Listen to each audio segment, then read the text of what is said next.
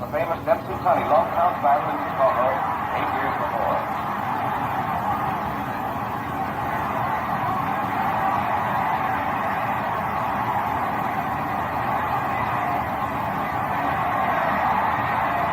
Everyone's stunned by the fury of Lewis's attack.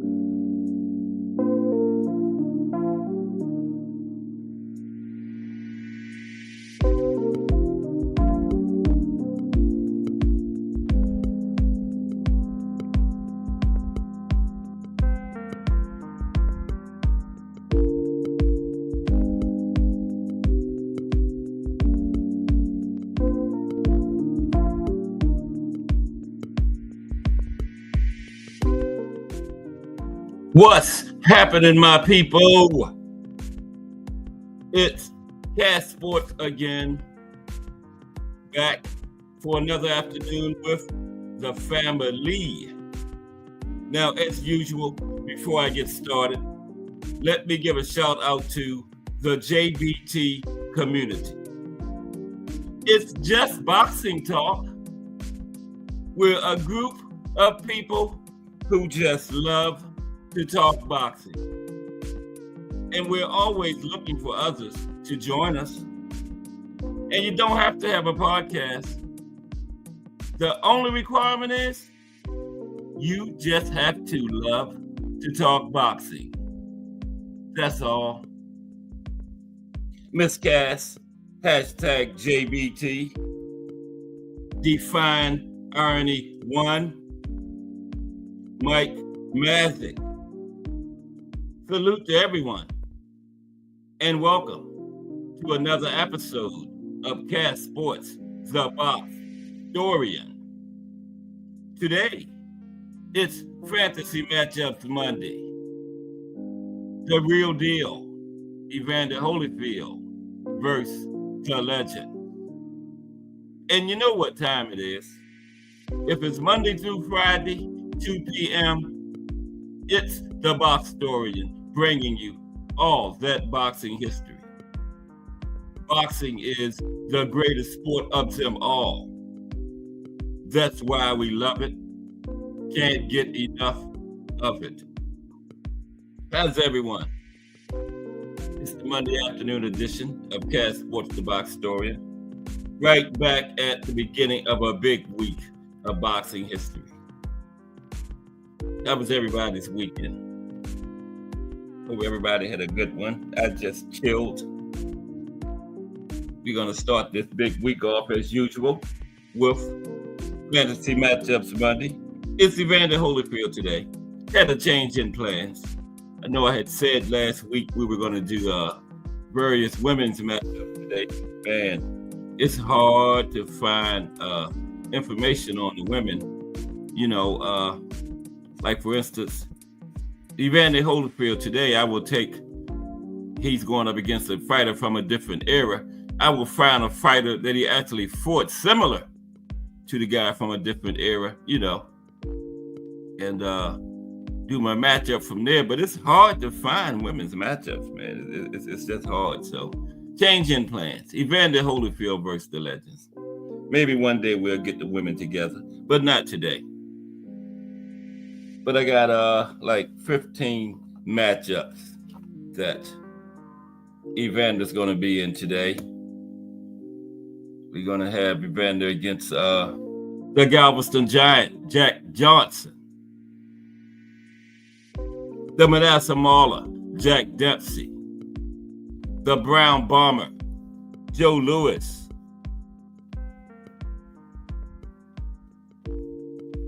Archie Moore, legendary light heavyweight from the 40s. The Mongoose / old Mongoose, Archie Moore. Remember? Floyd Patterson. Smoking Joe Frazier. Ken Norton. Michael Spinks. And his Spinks Jinx. And then we're going to have 4 active fighters we're going to match Evander up with. And I got a women's match. I do have one women's matchup at the end.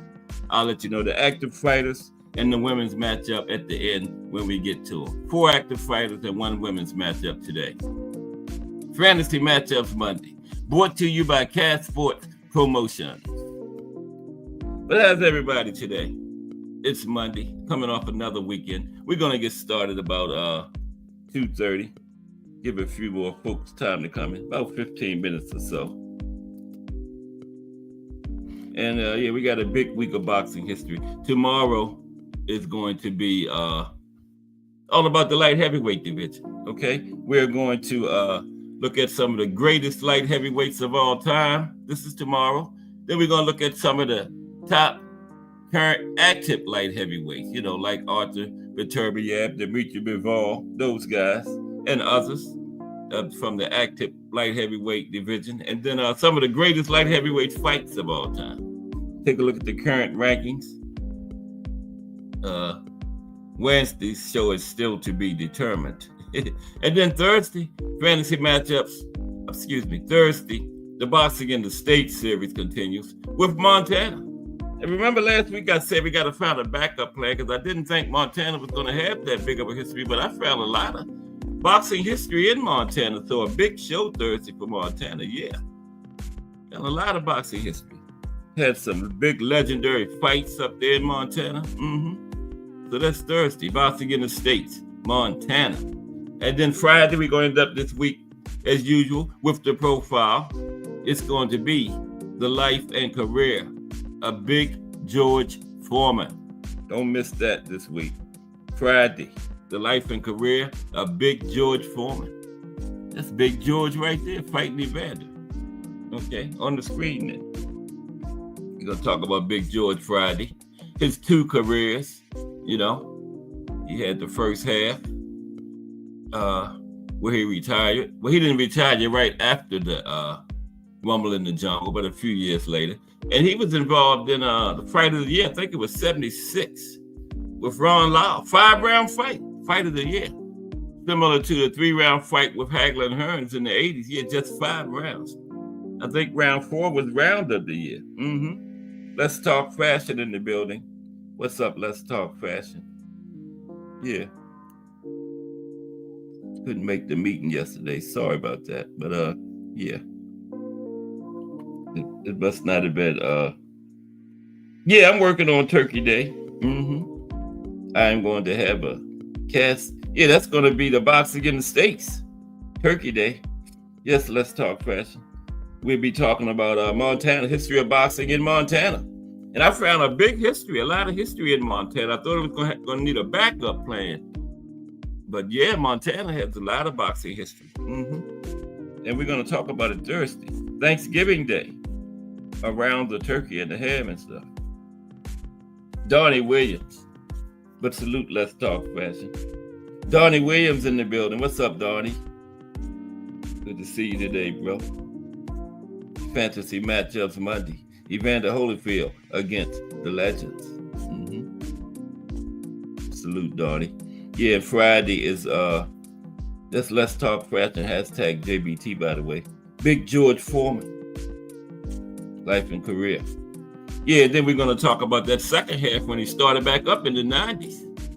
Yep, and he came back, 87. He came back in 87. But he won another championship in 94. Big George was the oldest man in boxing to win a title until B-Hop took it from him. But Big George is still the oldest heavyweight, 45 years old. B-Hop is the oldest man in boxing overall, but Big George is still the heavyweight, you know. And the big boys, they hit hard. This man, 45 years old, won the title. Yep. Beat Michael Moorer. Michael Moorer was leading on all cards, scoring into, I think it was the 10th round, and Big George got him up out of there. 10 for 11th. Thomas Hill, hashtag JBT. What's up, T Hill? I couldn't get that women's show together. It's hard to find information on the women, T Hill. It's like pulling teeth. Pulling your own teeth, not the dentist. Taking a pair of pliers, pulling your own teeth, trying to find information on the women. Because, you know, I'll take like Holyfield going up against Jack Dempsey. I will find somebody similar that Holyfield actually fought and do the matchup. But it's hard to find matchups with the women. It's just hard. Big Supreme, hashtag FSG in the building. What's up, Big Supreme? Evander Holyfield today. Yeah, good to see Big Supreme. He's going to the commenting on these matchups. Yeah, and I love the comments because this is just what I think, you know. And it don't have to be right. You know, like I told you last week, I'm known to be wrong once or twice a year. So, yeah, just kidding. But salute, Big Supreme. Good to see you today, bro. Evander Holyfield today. But how was everybody's weekend? Good to see everybody back in here. Like we had a good, safe weekend. And we start this big week of boxing history back up with fantasy matchups Monday. Yeah, I got 10 matchups for Evander, and then I got 14. Got 4 active guys. And then a women's match. I did get one women's matchup at the end, the last one. Y'all probably know who that is. Later, Ali and Clarissa Shields. That's the last one today. Gonna match them up. They're gonna fight. Brought to you by Cash Sports Promotions. Mike Rim. What's up, Mike Rim? In the building. Yeah, if Holyfield was a dog, man. I put him up there. He might be the top as far as heart, man. Evander would have the game plan and everything, him and his legendary trainer, Lou Duval. But then once Evander got hit a couple times, the game plan was out the window. Evander was ready to rumble. You know, yeah. All you had to do was get Evander with a good couple shots. Evander was ready to rumble. Forget the game plan. They had a chin on him too, man. Yeah. Evander had a serious chin. Yes, he did. Heart and chin. And a good gas tank too. But we're going to talk about it today. Yeah. Yeah, the Real Deal was a good nickname. That's one of my favorites. Well, y'all think Cassie, every nickname is his favorite. But my real favorites is the Explosive Thin Man, Alexis Arguello. and it was another one too. But the Explosive Thin Man. Oh, and Benny Leonard, the Ghetto Wizard. Those are really my favorite too. Benny Leonard, the Ghetto Wizard, my favorite nicknames, and the Explosive Thin Man, Alexis Aguel. Yeah. And Homicide Hank ain't bad neither. Homicide Henry Armstrong. The Hitman, that ain't bad neither. Thomas Hearns, yeah, the Hitman. That fit him too, the Hitman, with that right hand he had. And they said Thomas Hearns was a light-hitting boxer one time. Emmanuel Stewart brought that power out. It had to be in there, you know, because you know how they say, like in football, you can't teach speed. You can't teach power. You know, it's got to be in there. You cannot teach power. You can teach how to use it and bring it out of a fighter, but you can't teach a fighter to have power. It's got to be in there. And Hearns was once upon a light-hitting boxer. Emmanuel Stewart made him into one of the most devastating punchers pound for pound in boxing history. I think he's in the top 20 pound for pound boxers in boxing history. Yeah, I think the Hitman is in the 20 pound for pound. Yeah, that's what happened, Big Supreme. He got his grown man strength. Yep. He got his grown man strength. The Hitman. And the Motor City Cobra, Thomas the Hitman Hearns. Yeah. But fantasy matchups Monday. About 5 more minutes. We're getting close to the show. I like to start about 2:30 to give some more people time to come in. But now it's starting to be a good amount of people in here before 2:30, you know. So we're going to start in a couple minutes. But don't forget our raffle. We got, the JBT has another raffle. It's a 50-50 or half and half. Whatever money the organization takes in, the winner of the raffle will get half, okay? It's $5 for one entry. $20 will get you 5 entries, okay? And the last raffle, we had the 3 for 25, and the guy got 7 3 for 25. He had 21 entries, and we had 3 prizes. He won 2 of the 3, so the blocks are the way to go. So get a couple of those 5 for 20s, and you are in good shape to win that money. And it's December 21st, a couple of days before Christmas. Yeah. And I'm the treasurer, so I know how much you won. So when you get my present, don't be cheap, because I'm going to know exactly how much you won. Okay? So somebody going to have a Merry Christmas. K.O. King. Whose nickname was that, Big Supreme? The K.O. King. Oh, nobody's? That'd be a good one for Tank. Ace. Salute, Ace. What's happening? Ace is in the building today. Always good to see Ace. I get all the knowledgeable boxing fans over here. Salute, Ace. It's Fantasy Matchups Monday. The real deal, Evander Holyfield versus the Legends today. Like I was saying, he's going up against Jack Johnson, Jack Dempsey, the Brown Bomber Joe Louis, Archie Moore, Floyd Patterson. Oh, Muhammad Ali too. I don't know why I did that one. I just needed another one because, you know, Evander and Muhammad Ali, that's like a mismatch, man. But yeah, Muhammad Ali, we're going to talk about it. Smoking Joe Frazier, that's a good one because they both are smallest heavyweights, you know. And Ken Norton, that's another good one. Michael Spinks at light heavyweight. I got Evander at light heavyweight, cruiserweight, and heavyweight. All 3 weights he fought at. Yep, light heavyweight, cruiserweight, and heavyweight. And then I got 4 active fighters, 4 active light heavyweights, and 1 women's fight. Later, Ali versus Clarissa Shields will be the final one. Oh, Randall Bailey, okay. King KO King. I never heard that one, Big Supreme. Randall Bailey, yeah. KO King, that's a good one, yeah. Now you had to have a pretty good knockout rate with that nickname.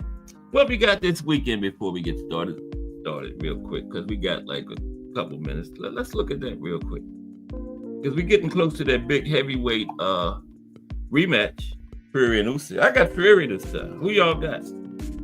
I think it's going to be a trilogy. You know, if Fury wins, they got to have the trilogy. You can't leave it at 1-1. But if Usyk wins this one, I think they give him Fighter of the Year. But Daniel Triple D has a Daniel Dubois has a good chance at it, man, because he's had a good year. He beat I forgot the other guy's name. He beat in one of those the first Riyadh season, and then he beat AJ. And Daniel's had a good year. So if Fury wins this second fight, Daniel has a very good, excellent chance to win the Fighter of the Year. But if Usyk wins, he's a shoo-in for Fighter of the Year. Now, I'm not saying he deserves it, but you know they're going to give it to him. You know they're going to give it to him. Dark Kent in the building. What's up, Dark Kent? Not Clark Kent, Dark Kent. What's up, Dark Kent? Good to see you today in the building for Fantasy Matchups Monday. We're just going to look at the this weekend right quick. Then we're going to get started. Is this the weekend where I think Navarrete and Valdez too? It's next weekend, right? I think. Because O'Shaki trying to get the winner. Oh, okay. I think O'Shaki is trying to get the winner. There you go. Miss Cass is getting ready to go to the store. You want the other card too, honey? This one? There you go. Okay. All right. Oh, you're okay. Oh, Miss Cass and her sister going shopping. No, okay, she says she only gonna spend $20. Right. Anybody out there married know better than that. But have fun, honey. Okay, but let's get where we're gonna talk. He said she only gonna spend $20. Come on, man. Come on, man. Okay, but let's go. This weekend, that's what we've been doing. Yeah. Are you okay? She said she only gonna spend $20. Okay, this weekend, we're looking at what's happening this weekend. Then we're gonna get started. I think Navarrete and Valdez is next weekend though, right? I think. Let me see. I can't get this mess to come up. I'm still laughing about that. Anybody got a wife? No, it's impossible for a wife to go in the store and just spend $20. Any store. Right. That's funny. Okay. Yeah. Let's see. Yeah, I really believe. And I know we got a couple of good cards coming up. Yeah, next year is starting out with February 1st, David versus David. You know what? Y'all know what I'm talking about. If that's any indication of how the year is going to be, man, we are in good shape. How you spell schedule? Oh, there it is. We are in great shape, man. February 1st, David versus David. Just 1 month in. I don't know about that one. That is going to be a good one. Everybody, a lot of people say Morrell ain't ready, but he says he's ready. Put him in there, you know? And if he's not ready, we'll find out. And if he's ready, we'll find that out too. I say put him in there. Let him go at it. You know, who else? What is this fight at? Is it 168 or 175? Because I know they've both been fighting at 175 recently. I think I went right past. Let me see. Where is it? December. This is November, guys. We still got another week in November, right? I think. Here we go. November 30th. This Saturday is, okay, yeah. Sonny Edwards. Sonny Edwards back in there again this weekend. Yeah, I was thinking this was his first fight since Bam, but Big Supreme told me last week this is his second fight since Bam. He fought earlier this year, yeah. Yeah, next week is the Emmanuel Navarrete, Oscar Valdez, too. And it's another big one, too.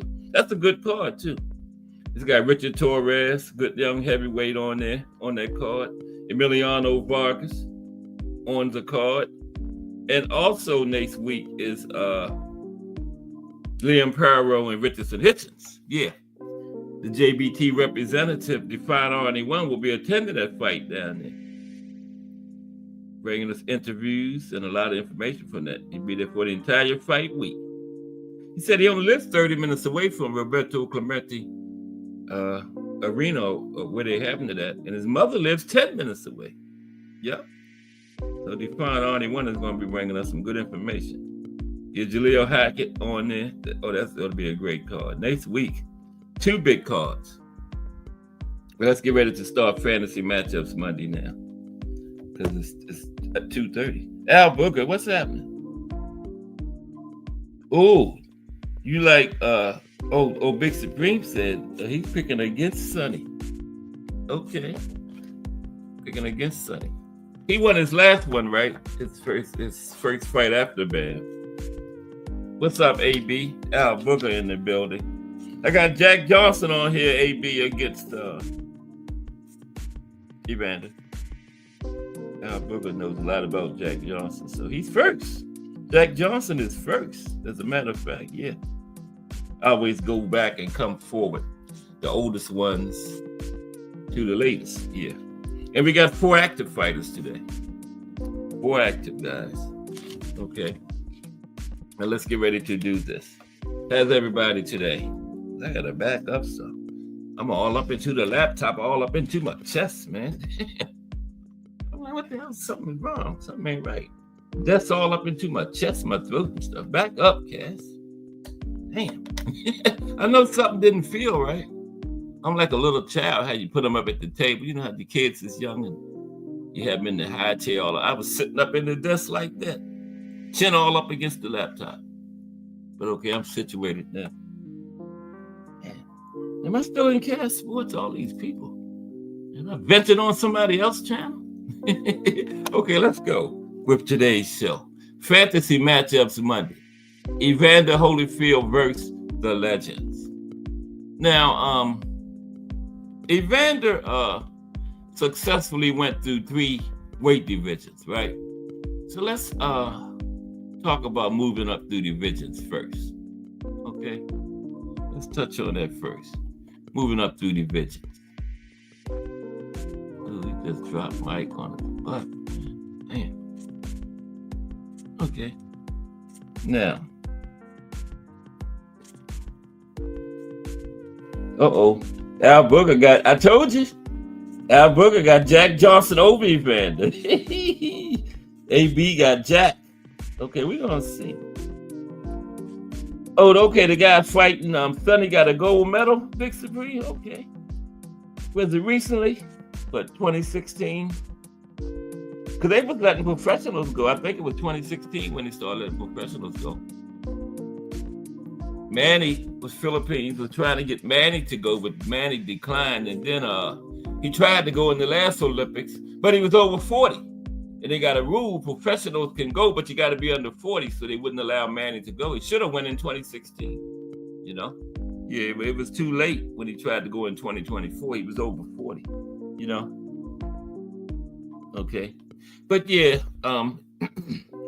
moving up in weight in boxing means a fighter transitions to a higher weight class, right? They're essentially deciding to compete against opponents who are heavier than them. Often done when a boxer feels they have reached the limits of their current weight division and could benefit from a size advantage in a heavier class. Now, this can sometimes lead to increased power due to the larger frame. Now, here's some key points about moving up in weight in boxing. The benefits. It can provide a power advantage, allow for more muscle mass, and potentially open up new opportunities against different opponents. Now, some considerations. Now, you're going to have an adaptation period. Moving up in weight often requires a training adjustment to build muscle and maintain speed while carrying that extra weight, right? And there's going to be some technical changes, right? A fighter may need to adapt their fighting style to suit their new size, okay? Competition level. The competition in higher weight classes might be significantly different and more challenging, okay?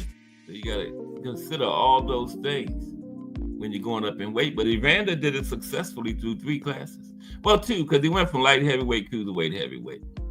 Now let's look at Evander. A brief summary of Evander's career before we get started, okay? A brief summary. Oh, Goliath. Yeah. Oh, he won. Oh, 2020. Okay, he won the gold medal in 2020. the COVID Olympics. I think they had it in 2021. Yeah. Okay.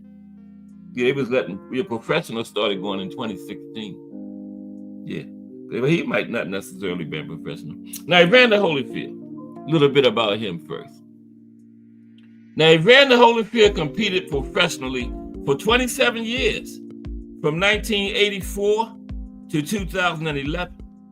After reigning as undisputed champion at cruiserweight and heavyweight, he became the only boxer in history to win the undisputed championship in 2 weight classes in the 3-belt era.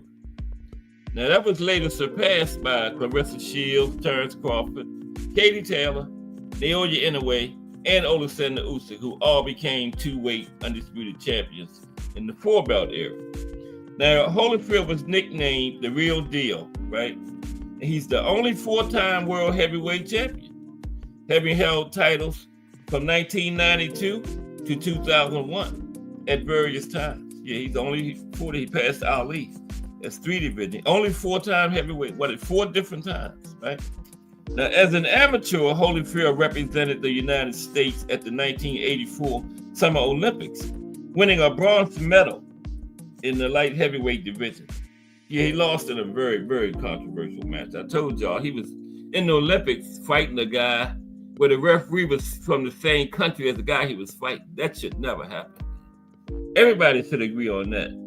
That should never happen. It's enough amateur referees where you don't have a referee in the Olympics refereeing a fight where a guy, one of the competitors is from the same country. That's what Evander was up against. And sure enough, the guy cheated him. Evander went to swing and he got halfway through, they got a referee gonna holler, stop. And Evander followed through and then he got disqualified. So yeah, that was a setup. But he got the bronze, came in 3rd place. Now after the Olympics, Evander turned professional at the age of 21. And he retired in 2014 after competing in 57 professional fights, winning 44, losing 10. He had 2 draws and 1 no contest. Everybody knew what the no contest was, right? The bike fight with Iron Mike, right? And he had 29 knockouts. And he was inducted into the International Boxing Hall of Fame in his first year of eligibility in 2017. Okay, let's go. First matchup is Jack Johnson. Al Booker got Jack Johnson. Okay, there's Jack facing us. Okay, Al Booker got Jack. Now, a little bit about Jack real quick. Now, Jack was nicknamed the Galveston Giant. He was a professional boxer at the height of the Jim Crow era, becoming the first Black world heavyweight boxing champion and reigning from 1908 to 1915. Now, according to filmmaker Ken Burns, for more than 13 years, Jack Johnson was the most famous and the most notorious African American on earth. He is widely regarded as one of the most influential boxers in history. Transcending boxing, he became part of the culture and history of racism in the United States. Now, Johnson's boxing style focused on endurance and defensive techniques to win fights, right? Okay. Prime versus prime. Evander Holyfield versus, the real deal, Evander Holyfield versus the Galveston Giant, Jack Johnson. Who wins this matchup? Okay. I know Al Booker listening closely. Okay, now, excuse me. Now I can see Holyfield having success technically and with work rate. Although, using Johnson-type tactics, hitting and holding, John Ruiz managed to have success against Holyfield when they fought. Now, Jack Johnson could handle all styles and distances. And he was unbeatable for many years against some pretty good competition. Now, Holyfield was a small heavyweight in the era he fought in, but in Johnson's era, he would have been an average size heavyweight, right? Now, but Johnson should be able to make Holyfield tentative and just box and clinch. Now, in Johnson's era, it was more of a fight than a sport, with the holding, clinch fighting, and small gloves, which they used, allowed fighters to control their opponent as well as commit certain fouls you can't do with modern gloves.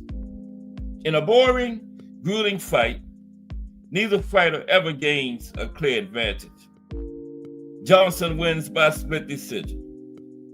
Johnson wins.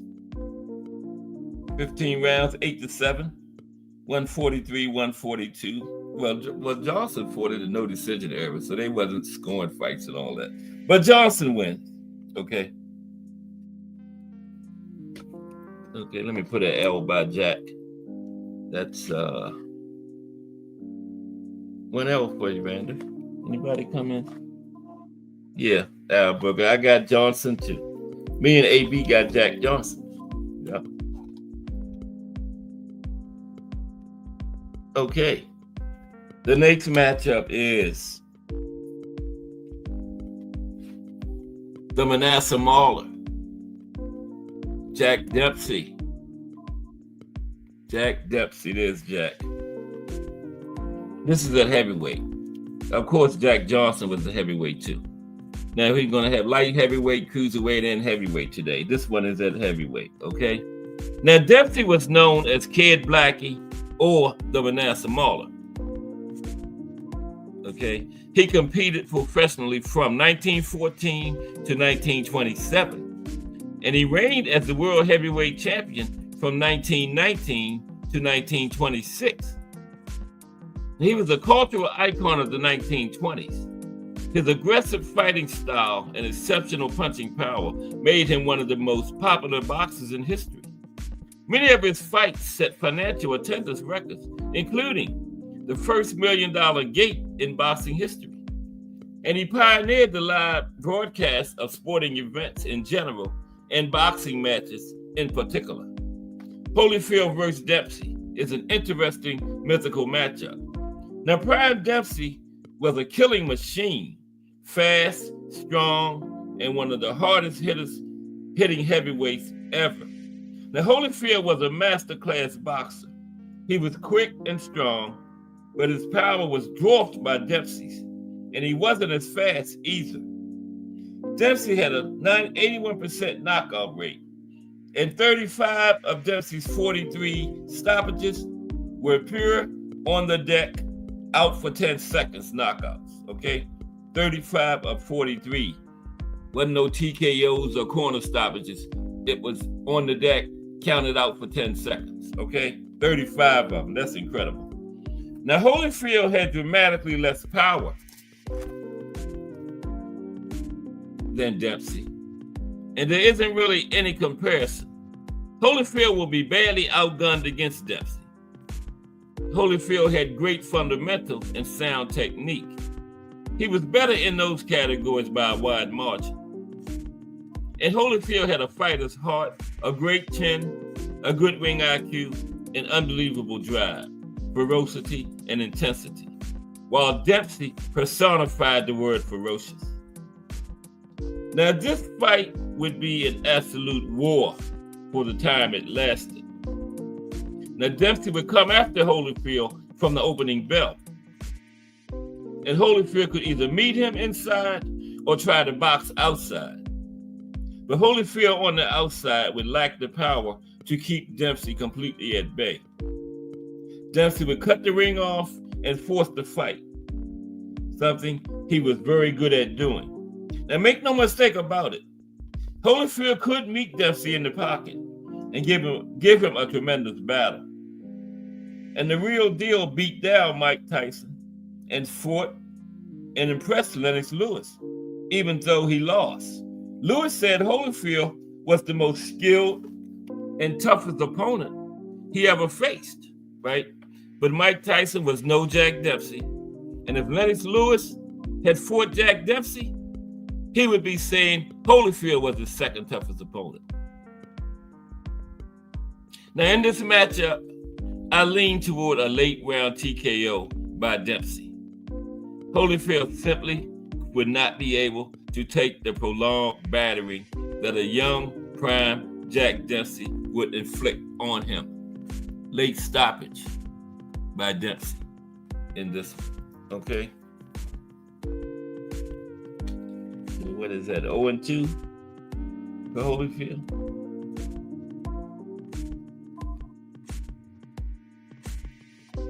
Okay. The next matchup. Yeah, Holyfield would come up short against Johnson and Dempsey. Okay. Now, it's going to be another tough one for Holyfield right here. The Brown Bomber, Joe Louis. The Brown Bomber, Joe Louis. Now, Define Arnie one says Holyfield Dempsey is 50-50 at heavyweight. I would probably favor Jack, but wouldn't bet my house. But Dempsey could never get over that Gene Tunney hump. No, he couldn't. Yeah, Gene beat him twice. Gene was in one of them situations where he had his number, Define Arnie, you know. Dempsey Tunney just had Dempsey's number. But Dempsey was still more popular. But Joe Louis, the Brown Bomber, is at heavyweight, okay? Another one at heavyweight. Now, the Brown Bomber competed from 1934 to 1951, a 17-year professional career. He is widely regarded as one of the greatest and most influential boxers of all time. He reigned as the world heavyweight champion from 1937 until his first temporary retirement in 1949, 12 years. And in that 12 years, he had 25 consecutive successful title defenses, a record for all weight classes. And in that 25, only 23 went the distance with him, okay? Only 23, that's it. Two. He stopped 23. Only 2 people went the distance with him in 12 years. That's why I call Joe Louis the greatest. That's greatest type stuff there, man. Right? Now, yeah, that's a record for all weight classes. Those 25 consecutive successful title defenses. Now, Joe Louis has the longest single reign as champion of any boxer in history. Now, Louis's cultural impact was felt well outside of boxing, well outside of the boxing ring. He is widely regarded as the first African American to achieve the status of a national hero within the United States. And he was also a focal point of anti-Nazi sentiment leading up to and during World War II because of his historic rematch with German boxer Max Schmeling in 1938. Now let's examine Holyfield versus Louis. The Real Deal versus the Brown Bomber. Real Deal Holyfield versus the Brown Bomber, okay? Let's examine this one. I need to examine where I put my pen at. Oh, there it is. Okay. Okay, here we go. Real Deal versus the Brown Bomber. Holyfield versus Louis. Now, Joe Louis's style was one of patient stalking and using his jab to set up his lethal hook and overhands. Now, Holyfield had first-rate boxing skills and could fight outside and box. He could also slug on the inside. It was known for its combinations, right? Now, this matchup would depend on which fighter imposed his style on the other. The Brown Bomber was a mid-range boxer puncher, probably the best ever. Mid-range boxer puncher, probably the best ever at doing that. Holyfield was a true warrior, a great boxer, and semi-great infighter. But he never faced anything remotely resembling Joe Louis. I think Joe Louis wins this matchup by a middle round TKO. Holyfield's heart simply would not allow him to box from outside where he would belong against a dangerous puncher like Joe Louis. He would stand in the pocket, Holyfield. He would belong outside, but once he got hit, Holyfield, the war started. And he would make the mistake of standing in the pocket and slugging it out with Joe Louis, who is probably the best heavyweight finisher in history. Louis stops Holyfield in 6 to 8 rounds. Yeah, because Evander going to make that mistake on standing there and slug it out with Joe Louis, man. Probably the best finisher in heavyweight history. He gets stopped between 6 and 8. Okay. Wow. Yeah, he gonna win some. Okay, he gonna win some. Just not against them old time legends. Not happening. We're gonna come up toward this area in a minute. But next is the mongoose / old mongoose, Archie Moore. There's Archie. The mongoose / old mongoose, Archie Moore. Yeah, Define Arnie got Joe Louis by stoppage also. Yeah. Now Archie Moore will be at light heavyweight, okay? Evander Holyfield versus Archie Moore at light heavyweight, 175. Archie was the longest reigning light heavyweight champion in boxing history, okay? From 1952 to 1962. And he fought 16 years before he got a title shot. That's why he held it so long. Once Archie won it, Archie said, I'm not losing this because I'll probably never get another one. The man fought 16 years before he ever got a title shot, okay? But once he got it, he won it, and he held it for 10 years. He also had one of the longest professional careers in boxing history, competing from in sports history, 1935 to 1963, 28 years. Nicknamed the Mongoose, and then the old mongoose in the latter half of his career, Archie Moore was a highly strategic and defensive boxer. He was also a trainer for a short time after retirement, training Muhammad Ali, George Foreman, Bob Foster, Eddie Mustafa Muhammad, Ernie Shavers, and James Quick Tillis. So who wins? Prime Evander Holyfield or prime Archie Moore? Now, is Moore too crafty for Holyfield, or would Holyfield's work rate be too much for the deliberate, patient mongoose? Now, light heavyweight, Holyfield was relentless and fast, but Moore knocked down tough heavyweight Rocky Marciano, and that punch would have seriously hurt Holyfield if he got caught with that. Holyfield's body was more slender than Marciano's, but Holyfield wouldn't have absorbed the punishment well at 175. But could Moore land that punch on Holyfield effectively? That's the question. Evander was much faster and had better defense than Marciano, but Moore was smarter than Holyfield at light heavyweight. Holyfield learned a lot from the both fights at heavyweight, but before that, he made a lot of mistakes that Archie Moore would have exploited. But in the end, Holyfield wins by a close, competitive, unanimous decision. He's just too busy.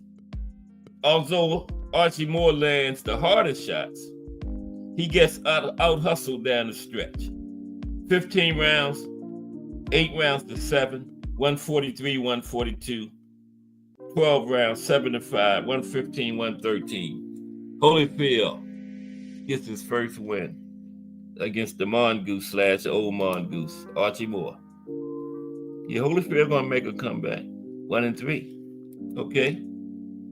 The next matchup is Floyd Patterson. Floyd Patterson at heavyweight. Him and Holyfield both smallest heavyweights, but yeah, at heavyweight. Just Do Boxing in the building. What's up, Just Do? We are talking about Evander Holyfield versus the Legends today. I had Jack Johnson, Jack Dempsey, and Joe Louis all beating him. Dempsey and Joe Louis stopped him, I believe. And Archie Moore, he beat Archie Moore. But salute Just Do Boxing.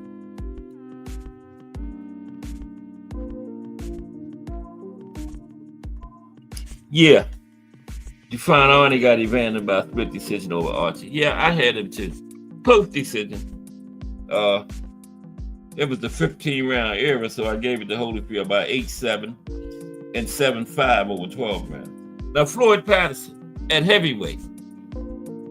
Now, Patterson competed from 1952 to 1972, a 20-year professional career.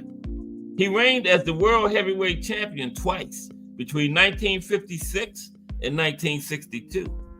At the age of 21, he became the youngest boxer in history to win the heavyweight title. And he kept that for almost 30 years before it was broken by Mike Tyson at 20, okay, in the 80s. And Floyd was also the first heavyweight to regain the title after losing it. First one to do that. Evander was the one to do it the most times at 4, but Floyd was the first one to do it. Now, as an amateur, Floyd won a gold medal in the middleweight division at the 1952 Summer Olympics. I think it was in Helsinki, Poland, I believe. And Floyd has been named among the top 15 heavyweights of all time. And he won 2 Ring Magazine Fighter of the Year awards, 1956 and 1960. And he was inducted into the International Boxing Hall of Fame in 1991. Now let's discuss Evander Holyfield versus Floyd Patterson at heavyweight, prime versus prime. Now both had fast hooks. Holyfield had a great counter hook, and Patterson was easier to hit with the hook than Holyfield, who rode shots with his gloves near his chin. Now Holyfield stated that Tyson's power wasn't effective against him because his punches came around. And Holyfield said Foreman landed more shots on him because Foreman threw straight punches. Now, Patterson didn't have Foreman's reach or chin, so he wouldn't have thrown or landed as much because he would be wary of Holyfield's brilliant counterpunching. And Holyfield would take Patterson's power better than Floyd would take his shots.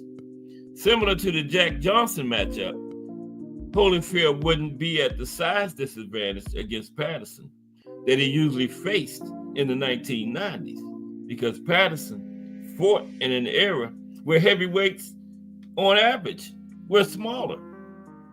I lean toward an early knockout for Holyfield inside of 6 rounds. Patterson never had a very good chin. He was protected by Custer Amato, who got Floyd a title shot and guided him to winning the vacant title while never facing a hard puncher. Holyfield was the only fighter to ever floor 240-pound Riddick Bowe, so it wouldn't take him that long to finish 188-pound Floyd Patterson. Holyfield by knockout inside of 6 rounds over Patterson. Holyfield by knockout. See, he's coming back 2-3. One below 500. Evander is on the way back. 2-3. Okay. Next matchup. We're creeping up toward this way, but not quite. Next one is The Rock. Rocky Marciano. Evander Holyfield versus Rocky Marciano. Okay. Ant McQueen in the building. We sure do, Ant McQueen. We sure do. That would be something to think about, man. You come on and do some film studies on these matchups. That is a fire idea. But salute Ant McQueen in the building. Attentive Ant McQueen, that is. Okay.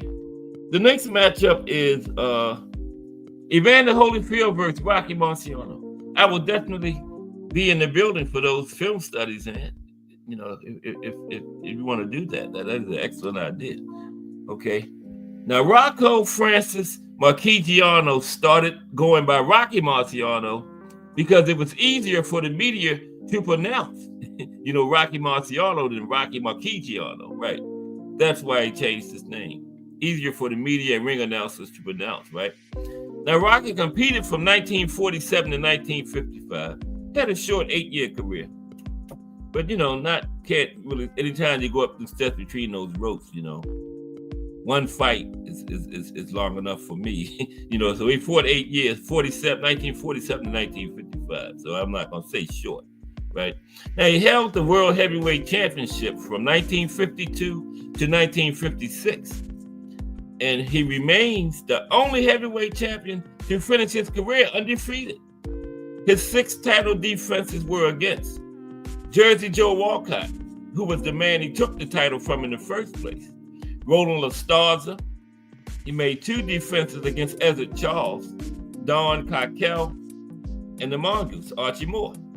Now, Rocky had a total of 49 fights in his professional career, winning all of them with 43 knockouts, sporting an 87.7% knockout rate. Okay, let's get down to business. Prime versus Prime. Holyfield versus Marciano. Okay. Now this one could be a war.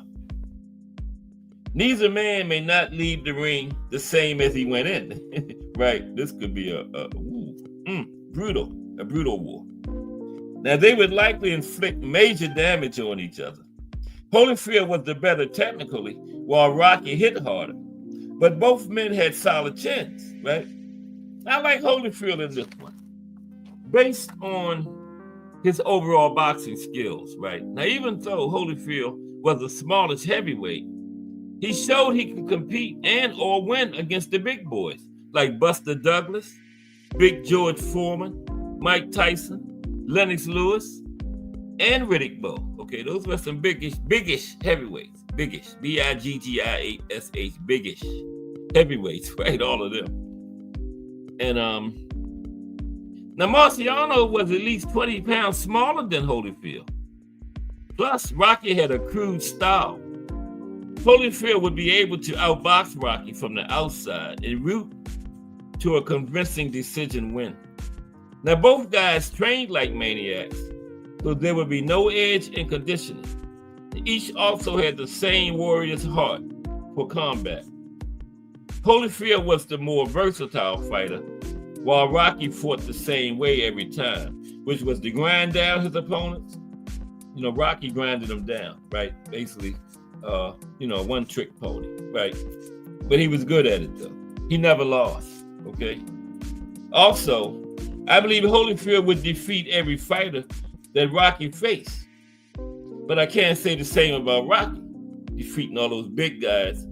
Holyfield, he would be at a tremendous size disadvantage. You know, Riddick Bowe, Big George Foreman. But I can't say the same about Rocky defeating everybody Evander faced. Okay. Although Marciano was a great heavyweight for his time, I believe that Foreman, Lewis, Tyson, and Bowe would all defeat Marciano if they had fought. Now, both guys were tough and competitive, but Holyfield was the overall better fighter and wins a very competitive unanimous decision. 8-7, 15 rounds, 143, 142, very close. 7-5 for 12, 115, 113. Very close fight, okay? Holyfield is back at 500, 3-3, okay? Yeah. Very close competitive fight between Holyfield and Rocky Marciano. Okay. Rocky just had that one style, come forward, grind his opponents down. And I just think Holyfield, with his boxing skills, would be able to handle that, to box around that, But, Evander had that habit of throwing the game plan out the window and brawling. If he did that, Rocky might get him up out of there. If Evander want to stand in the pocket and slug it off with Rocky, he might go the way that Jersey Joe Walcott went. He might meet Susie Q in a bad way, so yeah. But next, I don't even know why I did this one. Muhammad Ali. Heavyweight. Okay. Muhammad Ali versus Evander Holyfield, heavyweight. Oh. Yeah, it's back to the original Melody Queen. Thank you, yeah. Yeah, it wasn't working. I got it working again. I don't know what happened. Yeah, I put it back to the change, Queen. Yeah, appreciate you. Kensaw Love 1 in the building. And Jarrell Hattie in the building. And of course, the Queen, Melanin Queen in the building. But yeah, I changed it back because when I stopped using it, it started working. Ain't that something? Couldn't get it to work, but then when I got rid of it, all of a sudden I tried it, it was working again. Yeah. $ capital letter CAS 2878. Yeah. But salute Melanin Queen and Kensaw Love 1 and Jarrell Hattie. Salute. Okay. Muhammad Ali. Yeah. I think this is probably a mismatch, but at heavyweight. Now, nicknamed the greatest, Ali is regarded as one of the most significant sports figures of the 20th century, right? In 1999, Ali was nicknamed Sportsman of the Century by Sports Illustrated magazine and the Sports Personality of the Century by the BBC. And Ali competed in some of the best and most iconic fights of all time during his 61 professional fights, winning 56, losing 5, 37 knockouts. Let's take a look at Ali versus Holyfield.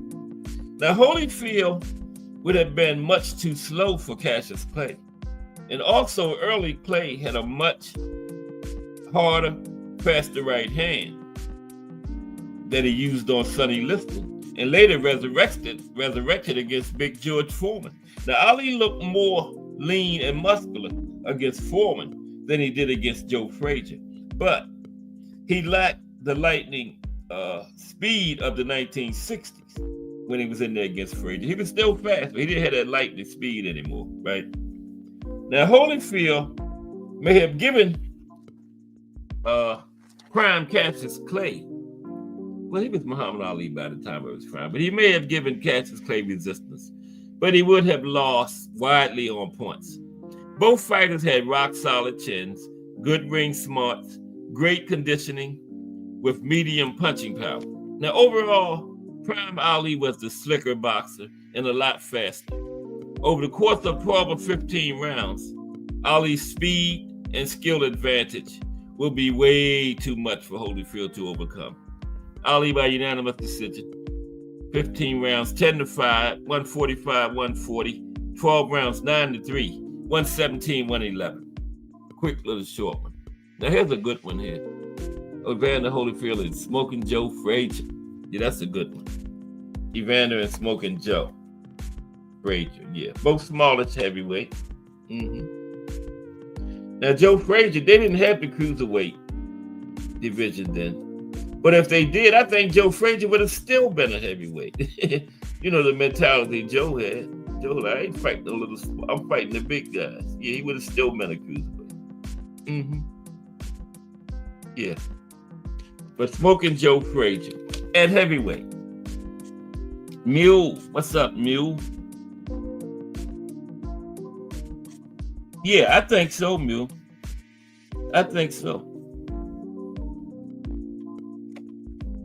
Yeah. Appreciate your opinion, Mule. Like I said, this is just my opinion. This is not set in stone what would happen. Holyfield could win.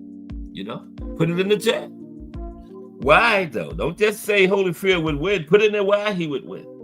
Okay? Don't just say he would win. Let me know why he would beat Ali. Okay? Why would Holyfield beat Ali? Not he would beat him. Why? Why? Okay, Smoking Joe Frazier versus Evander Holyfield at heavyweight. Now, Smoking Joe Frazier had a 16-year professional career from 1965 to 1981. Smoking Joe was known for his strength, durability, formidable left hook, and relentless pressure fighting. And he was the first fighter to defeat Muhammad Ali. Now, as an amateur, Frazier won a gold medal in the 1964 Summer Olympics in Tokyo with a broken thumb. He broke his thumb in the semifinals, and he didn't tell anybody because he knew they would have pulled him out of the finals, and he went in there with a broken thumb and won it. Yeah, Tokyo, Japan, light heavyweight division. Now, Smoking Joe is most remembered for his 3-fight series with Muhammad Ali, especially their third fight, the Thriller in Manila, which is thought by many to be the best fight in boxing history. Now let's look at prime Holyfield, prime Frazier. Now this would be a great fight, man. The most likely outcomes would be Frazier by decision or Holyfield by stoppage. This is actually a hard fight to call. Now the case for Frazier would be Holyfield fights against Dwight Muhammad Qawi and Bert Cooper. If a faded Qawi and Bert Cooper could give Holyfield problems, then Frazier should be able to beat Holyfield. Now, you know Frazier is going to bring relentless pressure. And Holyfield was pretty good at dealing with pressure. And he was a brilliant in-fighter. Holyfield was. Now, Ali had to work really hard to keep Frazier on the outside. And I don't think Holyfield would be able to slow Frazier down. Now, Holyfield would have to fight at a high pace. And he's going to take some punishment from Frazier. Now, eventually, you know, Evander Eventually, Holyfield is going to abandon trying to slow Frazier down, and he'll engage in a brawl, right? Now, because of that, I lean toward Frazier by late stoppage or decision, because Holyfield didn't just brawl for a round or two. When Holyfield began brawling, he brawled all the way.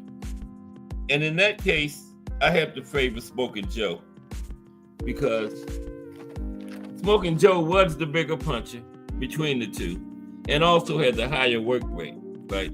And if I had to select who had more dog between the two, I'd lean toward Frazier, although not by much. So I got Frazier in a razor-thin split decision. 15 rounds, 8-7, 143, 142. 12 rounds, 7-5, 115, 113. Frazier wins on 2 cards. Evander has identical scores on the 3rd judge's card. Crush the Legend. What's up? Okay, we got BN Boxing News, Heather E, and Crush the Legend in the building. What's up, people? How y'all doing today? BN Boxing News, the Queen Heather E, and Crush the Legend. I don't think Crush, you came on this morning, did you, Crush? I was looking, I couldn't find you. I seen something scheduled for tomorrow. So yeah, but you know, we all can't be here every day. But I will be here Thanksgiving Thursday with the Thanksgiving edition of Cast Sports. It's gonna be boxing in the States, Montana. Okay. What's up, D1? D1 in the building from the Angry White Men podcast. Fridays at 10 p.m. Crush the Legend is Monday through Friday at 6 p.m. Okay. I'm doing okay, Heather E. Good to see you. Good to hear you doing well. And yeah, I got him, D1. I got him. Yep, D1, I got your dudes, bro. Mm-hmm. I'm sorry I didn't put an acknowledgement in the group chat. But yeah, probably overlooked it. But I got him. You are good. Okay. Yeah, I had Smoking Joe by razor thin split decision. Okay. We're gonna and then we got 4 active fighters and we got a female fight at the end. Okay. Next one is Kenny Norton. Him and Frazier never fought. They used that friendship card. Friendship cards, man. I hate that. We were friends. I can't fight my friend. Come on, man. Frazier and Norton used that card way back in the 70s. The friendship card. Come on, man. Stop that. You know? You, my friend, help me make this money. That would have been a good fight, too, Frazier and Norton. And for that time period, they would have got paid well. Yeah. But they were friends and wouldn't fight. Mm-hmm. But Ken Norton, this will be at heavyweight, too. Tommy Dokes. What's up, Tommy Dokes? Okay. Tommy. Go in there and call him casual, Tommy. Friday at 10 p.m. I dare you go in the Angry White Men podcast every Friday and call them cats. Okay? That's all I got to say. Okay? Go in there and call them cats. Okay. Friday at 10 p.m. I want to be in there to see that. This dude said the Angry White Men is probably casual. I got to see him go in there Friday at 10 and call him casual. Man. That's must-see TV. But Ken Norton is next. At heavyweight, right? Now, Kenneth Howard Norton Sr. was an actor and professional boxer who competed from 1967 to 1981. He held the WBC World Heavyweight Championship briefly in 1978 before losing in his first title defense to Larry Holmes. Now, Norton is best known for his fights with Muhammad Ali, in which he won the first by split decision, lost the second by split decision, and lost the third and final by a very, very controversial unanimous decision. I don't think Ali ever beat Norton, to tell you the truth. Now let's discuss the fantasy matchup between Holyfield and Norton. Ooh, man, I gotta take a drink. I'm off, got dry shit also.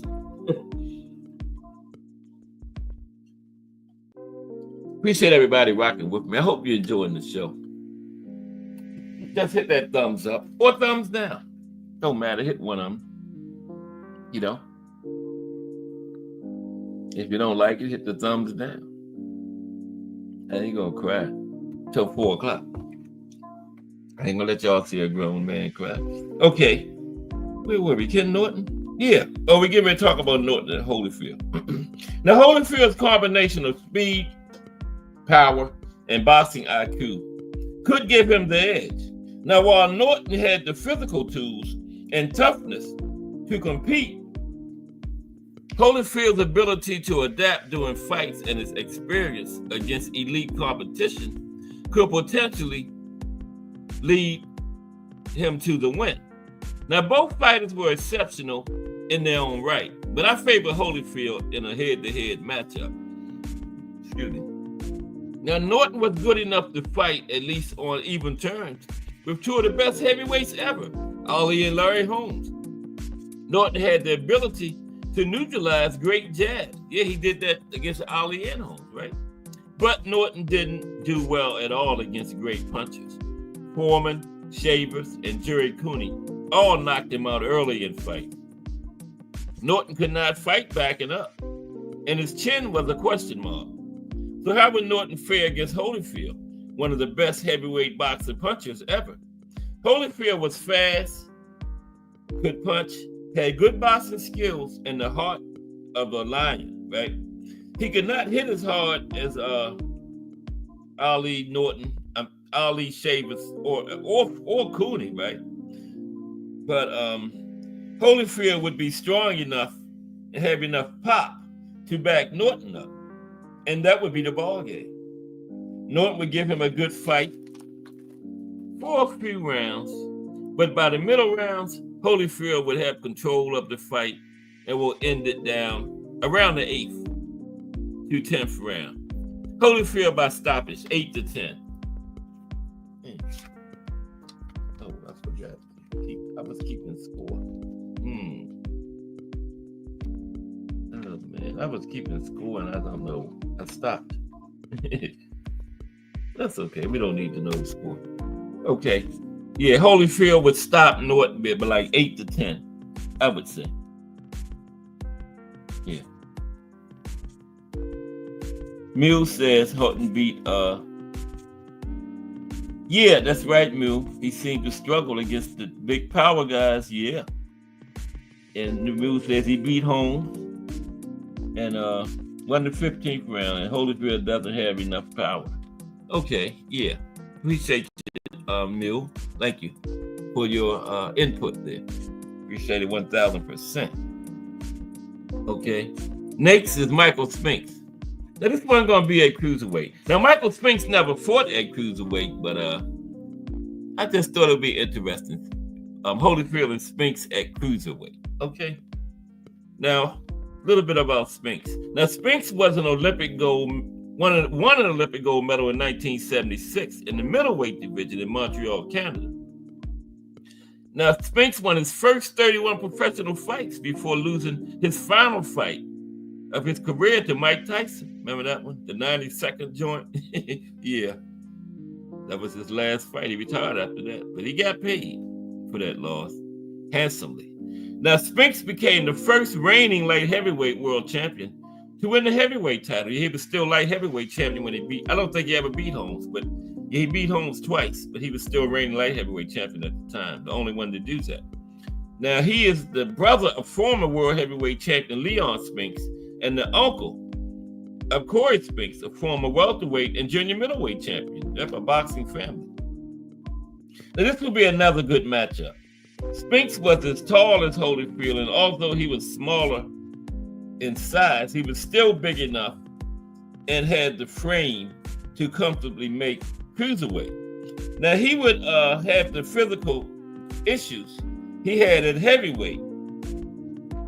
No, I don't think he wouldn't have the physical issues at cruiserweight that he had at heavyweight.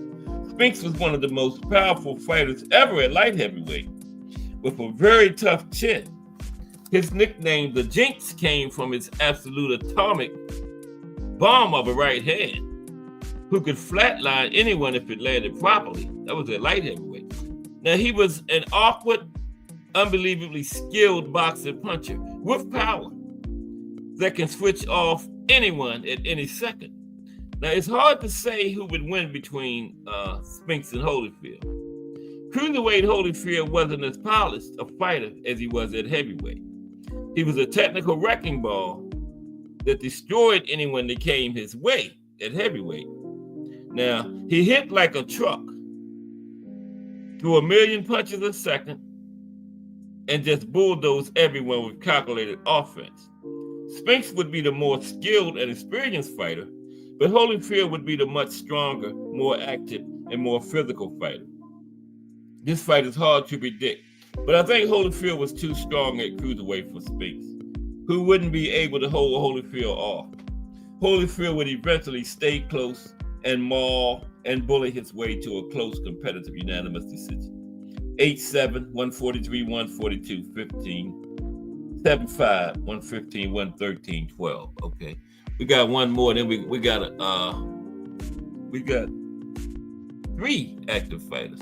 Andre Ward ain't active. I counted Andre Ward, but Andre Ward is not active. Next is Andre Ward. Then we got 3 active fighters. Okay, thank you, Mule. I stopped keeping track. 4 and 4, okay. 5-4 Holyfield, right. Appreciate it, Mule. I don't know why I stopped keeping track. Andre Ward is next. Appreciate you, Mule. Andre Ward is next, okay? Yeah. Excuse me for a minute. I'm trying to see. I like to write everybody's name down. Okay, yeah, Andre Ward is next. We got a couple more. We're going to get some link time at the end, too. And this link is for everybody. You don't have to be in the JBT or whatever. The link is for everybody to come up and give their thoughts. You know, I like everybody's input. Andre Ward is next, okay? Andre Ward and Holyfield would be at light heavyweight. Light heavyweight. I don't think Andre went past light heavyweight, did he? I don't think. Did Andre go to cruiserweight? I don't think so. Now, Andre Ward retired from boxing as an undefeated world champion. That's something that's not accomplished too often. I think it's like 17 of them. Now, even more impressive, Ward walked away from the sport at the age of 33 and never returned. Yeah. And he won the Super 6 World Boxing Classic Tournament final to unify the WBA and WBC titles in 2011. Now, Ward won gold in the light heavyweight division at the 2004 Olympics in Athens, Greece. Yeah, Ward and Holyfield are both Olympic medalists. Holyfield got the bronze. He was cheated. It was very controversial. Now, Andre Ward used his speed and ring intelligence to control distance and pace in fights while maintaining high punch accuracy and counterpunching skills. Now, Ward was naturally left-handed, right? And he boxed in the orthodox stance. And his best punches typically came from his strong hand, the lead left, right? Including a sharp pistol-like jab, which he was effective with to the body as well as the head. Now, at light heavyweight, I lean towards Holyfield because of his size and power. I think Holyfield is too big and too powerful for Ward at any weight. Ward will make it a competitive fight because of his technical, fundamentally sound boxing style, but he doesn't have the pop to keep Holyfield honest. Utilizing his high work rate, power, and size advantage, including 6 inches in reach, Holyfield will consistently stay close to Ward, take control of the fight in the middle rounds, and potentially stop Ward late. They had to take into consideration that none of the 32 opponents that Ward actually faced during his professional career was able to defeat him. But I don't think he faced anyone with the combination of size and talent level of Holyfield. The real deal wins by a comfortable unanimous decision. 116, 8 rounds to 4, 116, 112. Now let's look at these three active guys we got. Three active fighters. Deontay Wilder and Holyfield at heavyweight. Deontay Wilder at heavyweight. Okay. Deontay Wilder. The Bronze Bomber.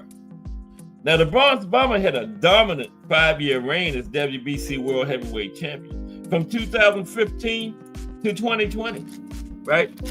And when he won the heavyweight title in 2015, he became the first American World Heavyweight Champion since 2007, right? And there hasn't been another one since he lost the title in 2020. Yeah. So we had one American Heavyweight Champion since 2007 to now in the last 17 years, man. Wow. I think ain't been no other ones, has it?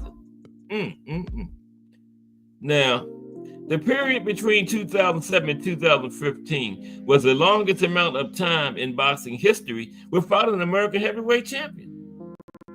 Now, Wilder had a late start to boxing, taking up the sport at 20 years of age. And as an amateur, he won a bronze medal in the heavyweight division at the 2008 Summer Olympics. Now, Wilder is known for his exceptional punching power, having knocked out every opponent he has defeated, and has been described as one of the hardest punchers in boxing history. His knockout to win ratio stands at 97.6%, the highest in heavyweight history. Now, in this matchup, I lean toward Holyfield. Now, Wilder was a one-trick pony who relied solely on his power. If that didn't work, he was out of ideas pretty quick, right? Now, Holyfield, on the other hand, wears fighters down with his skills. He took Mike Tyson to school twice. And the only person Holyfield really had trouble with was Riddick Bowe. Still, he had 3 legendary fights with Bowe. Now, Holyfield was a warrior that would have withstood Wilder's single punch attacks and demoralized Wilder as the rounds went past.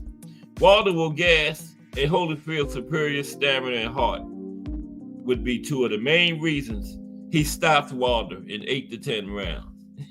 Yeah, I got Holyfield by stoppage over Wilder. Okay. The next active fighter is Artur Beterbiev. Yeah, we're gonna get like 20 minutes of link time. Artur, but maybe 30. We're gonna finish in like 10 minutes. Artur Beterbiev, there he is. Now, versus Evander Holyfield at 175, of course. Beterbiev is undisputed at 175, right? Has he ever fought anywhere else? I'm not sure. Anybody know? I think Beterbiev came in at 1. I'm not sure. He was at 175 when he came on my radar, but I don't know. Maybe did he start at super middleweight? I'm not sure. But Evander Holyfield and Artur Beterbiev at 175. Now, Beterbiev is currently the undisputed world champion at light heavyweight, earning that distinction last month when he outpointed Dmitry Bivol. Beterbiev is the first 4-belt undisputed champion at light heavyweight, and he has won 20 of his 21 professional fights by knockout, and his last fight against Bivol being the only one to go the distance. And he had more than 300 amateur fights, right? Including representing Canada at the 2008 and 2012 Summer Olympics. And Beterbiev is known for his strength and relentless aggression. He combines the Soviet boxing style with his aggressive approach to pressure fighting. And his broad stance gives him a foundation for delivering punches and improving his balance and power generation. Okay. Yeah, his knockout rate is up there, man. It's 95.2. 95.2. 20 out of 21. Okay. That's incredible. Now, Holyfield versus Beterbiev, prime versus prime. Who wins this matchup? Okay, who wins? Now, they probably weigh basically the same on fight night. And Holyfield would have a 4-inch reach advantage, which probably wouldn't factor into this matchup. Beterbiev would probably have to stay on the front foot the entire fight, as Holyfield is much quicker and much better at dictating range, so Beterbiev could not just shuffle in and out on him at will. Now, this one might come down to heart, and I would have to lean Holyfield in that category.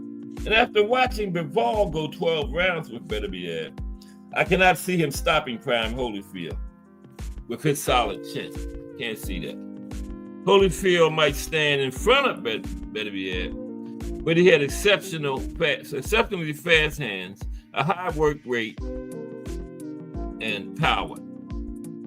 Tyson, or Foreman, or both, or Lewis couldn't stop Holyfield, so neither would Beterbiev. If there's a stoppage, I think it actually would be Holyfield stopping Beterbiev. But this matchup goes the distance. Holyfield wins by a competitive unanimous decision, 8 rounds to 4, 116-112. Okay? And finally, Evander Holyfield versus Alexander Usyk. We did Beterbiev. Alexander Usyk. Cruiserweight. Al Booker couldn't wait for this one. I was going to do it, AB. Holyfield versus Usyk at cruiserweight. Now, Usyk is one of 5 fighters to be undisputed in 2 weight classes in the 4-belt era. Cruiserweight and heavyweight. Usyk is the first undisputed heavyweight champion since Lennox Lewis was stripped in 2000. And what Usyk had, like 10 minutes before they stripped him? But he had it. They can't take that from him. Now, as an amateur, Usyk won a gold medal at the 2012 Summer Olympics held in the UK.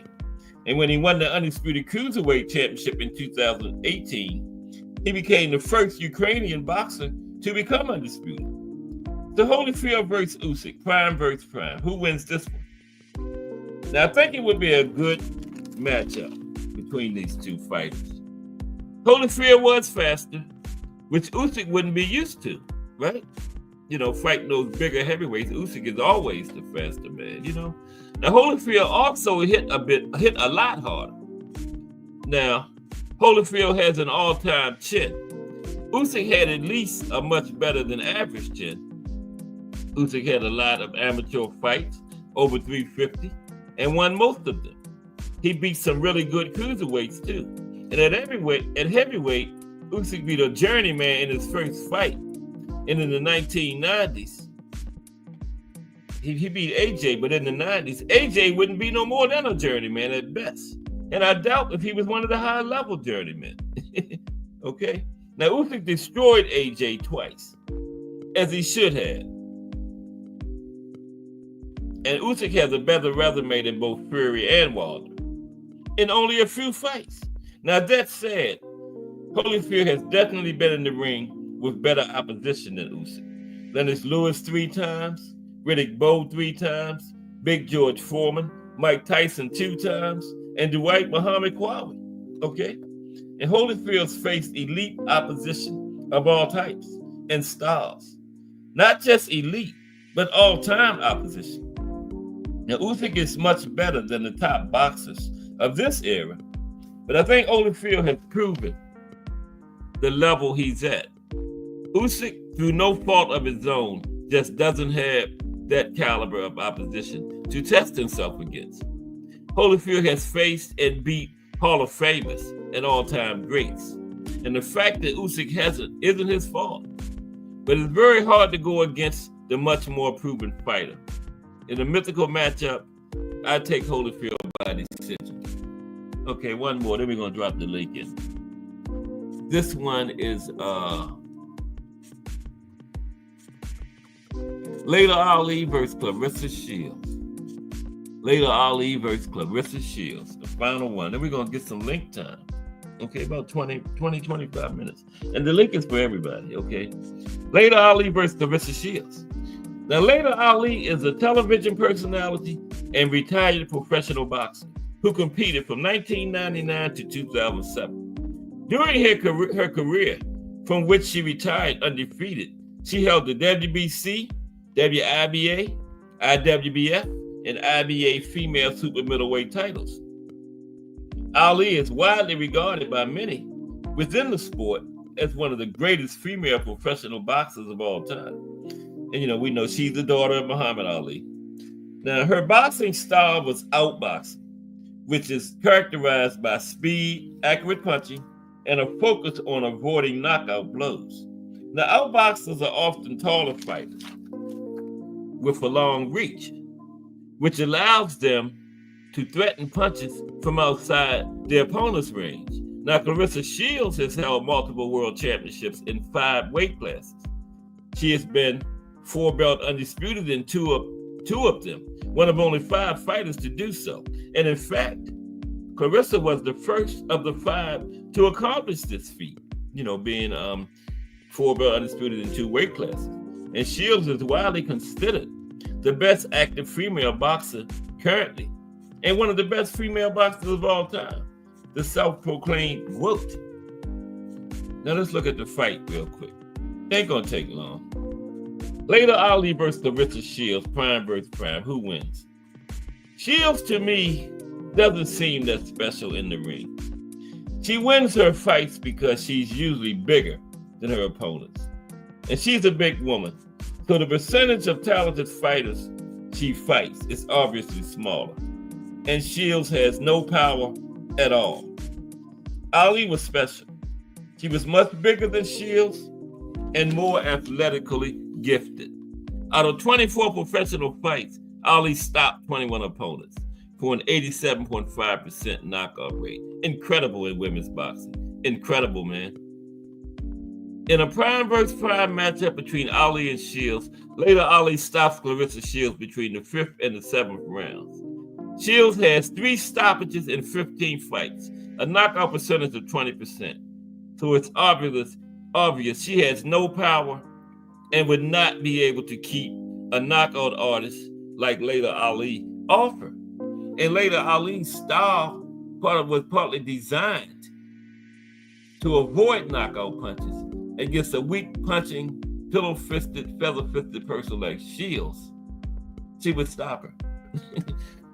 And there you have it. Let me put the link in. Hope everybody enjoyed that. Yeah, I think Laila would stop Clarissa though, man. What is Clarissa gonna do to a killer like Ali to keep her away from her? Nothing. She's not stopping Laila, and she's not stopping Laila from stopping her. Just ain't happening, man. What y'all think about that? Okay, let me put the link in for everybody, man.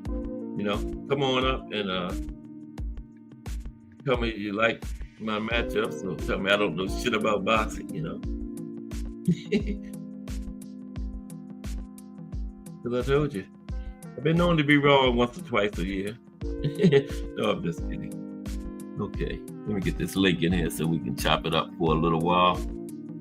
We got like 25 minutes. Yeah, like 25 minutes. Okay. And this is everybody. Everybody in the chat come up. Let me be something. Everybody in the chat hit the link. Damn. It has everybody this Monday afternoon. Cat Sports the Box Story. Monday through Friday, 2 p.m. Every day. Bring you the boxing history. Tomorrow we're going to talk about the light heavyweight division. Some of the greatest light heavyweights of all time. And then we're going to look at some of the top light heavyweights currently fighting. Like Beterbiev and Bivol, right? What's the guy named Gosnick, whatever his name is. Him. Benavidez, where's Benavidez and Morrell fighting at? I didn't know they both was last fight was that light heavyweight. Are they fighting at light? I would like to see that at 168. I don't know though. I just want to see it. I don't care what weight. I ain't gonna be greedy. We getting it. You know what I mean? We are getting it. That's the main thing. The fans win on that one. Yeah.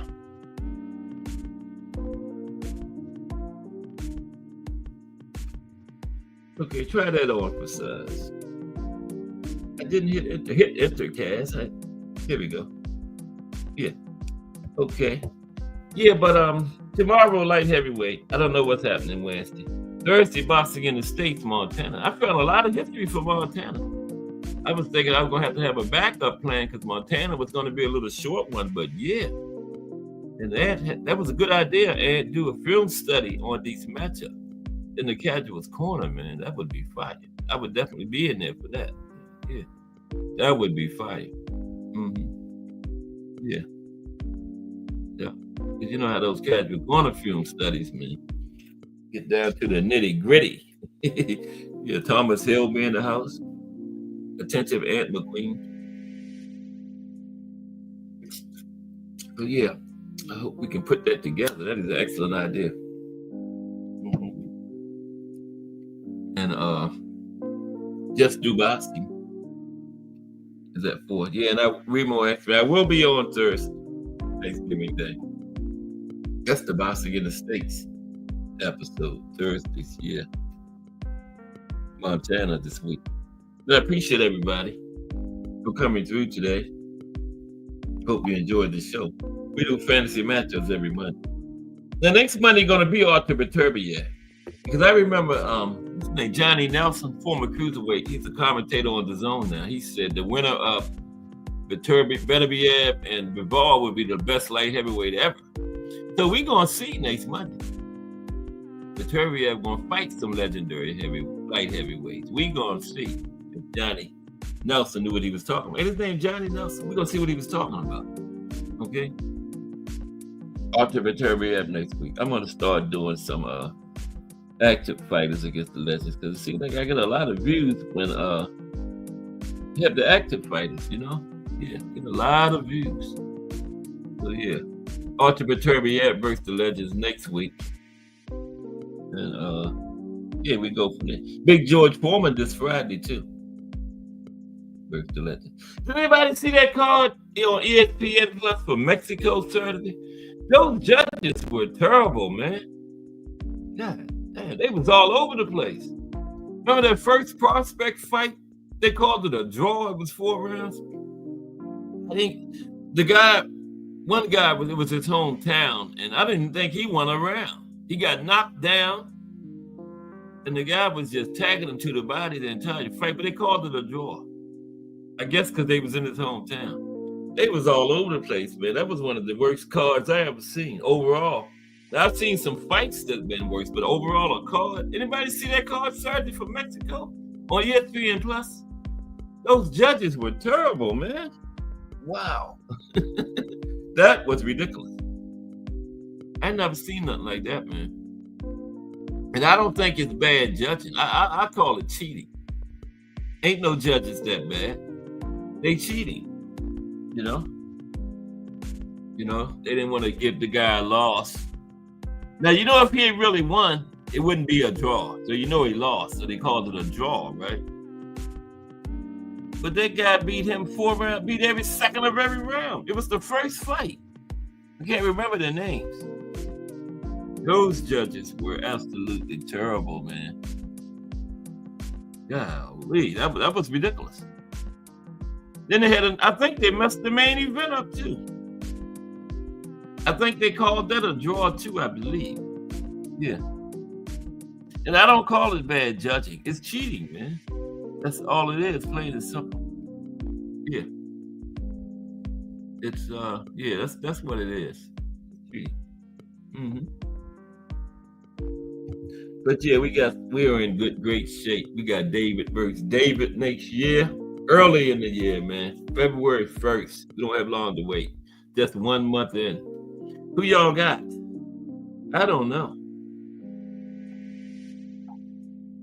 I was leaning toward Benavidez earlier, but now I don't know, man. I think the youngster, Morel's both young. Morel is ready. And somebody made it interesting. I can't remember who it was. It might have been Al Booger.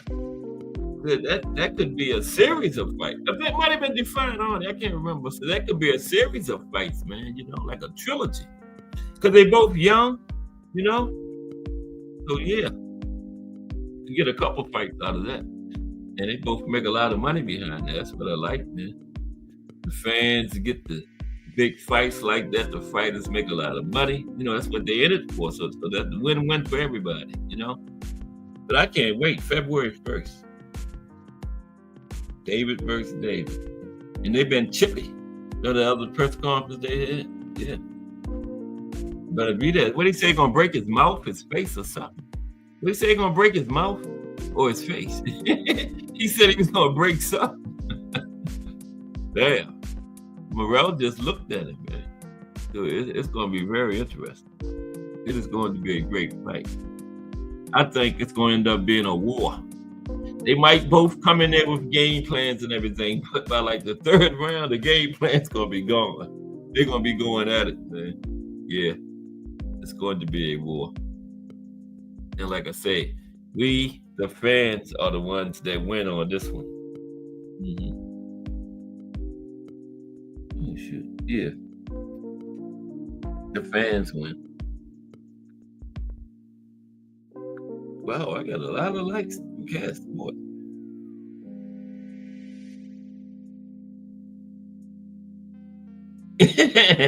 Melody, oh, I had to refresh the chat. I missed a lot of comments, man. Wow. Let me go back up here. I'm going to read all of them. Okay, Al Booker said,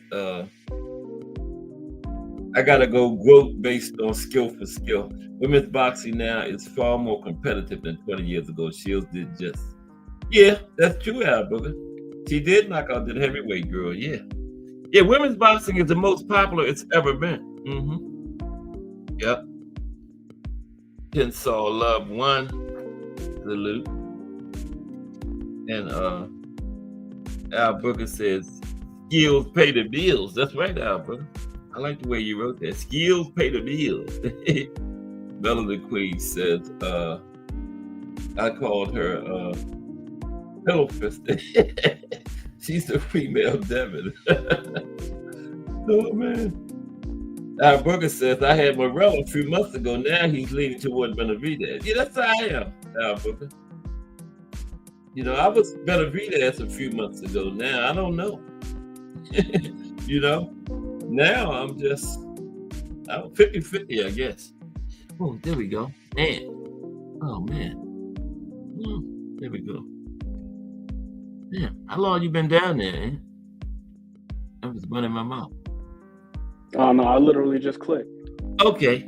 What's happening? Same old same. Having to agree with my guy, Al Booker. Yeah, man. That's a good idea, that film study, man.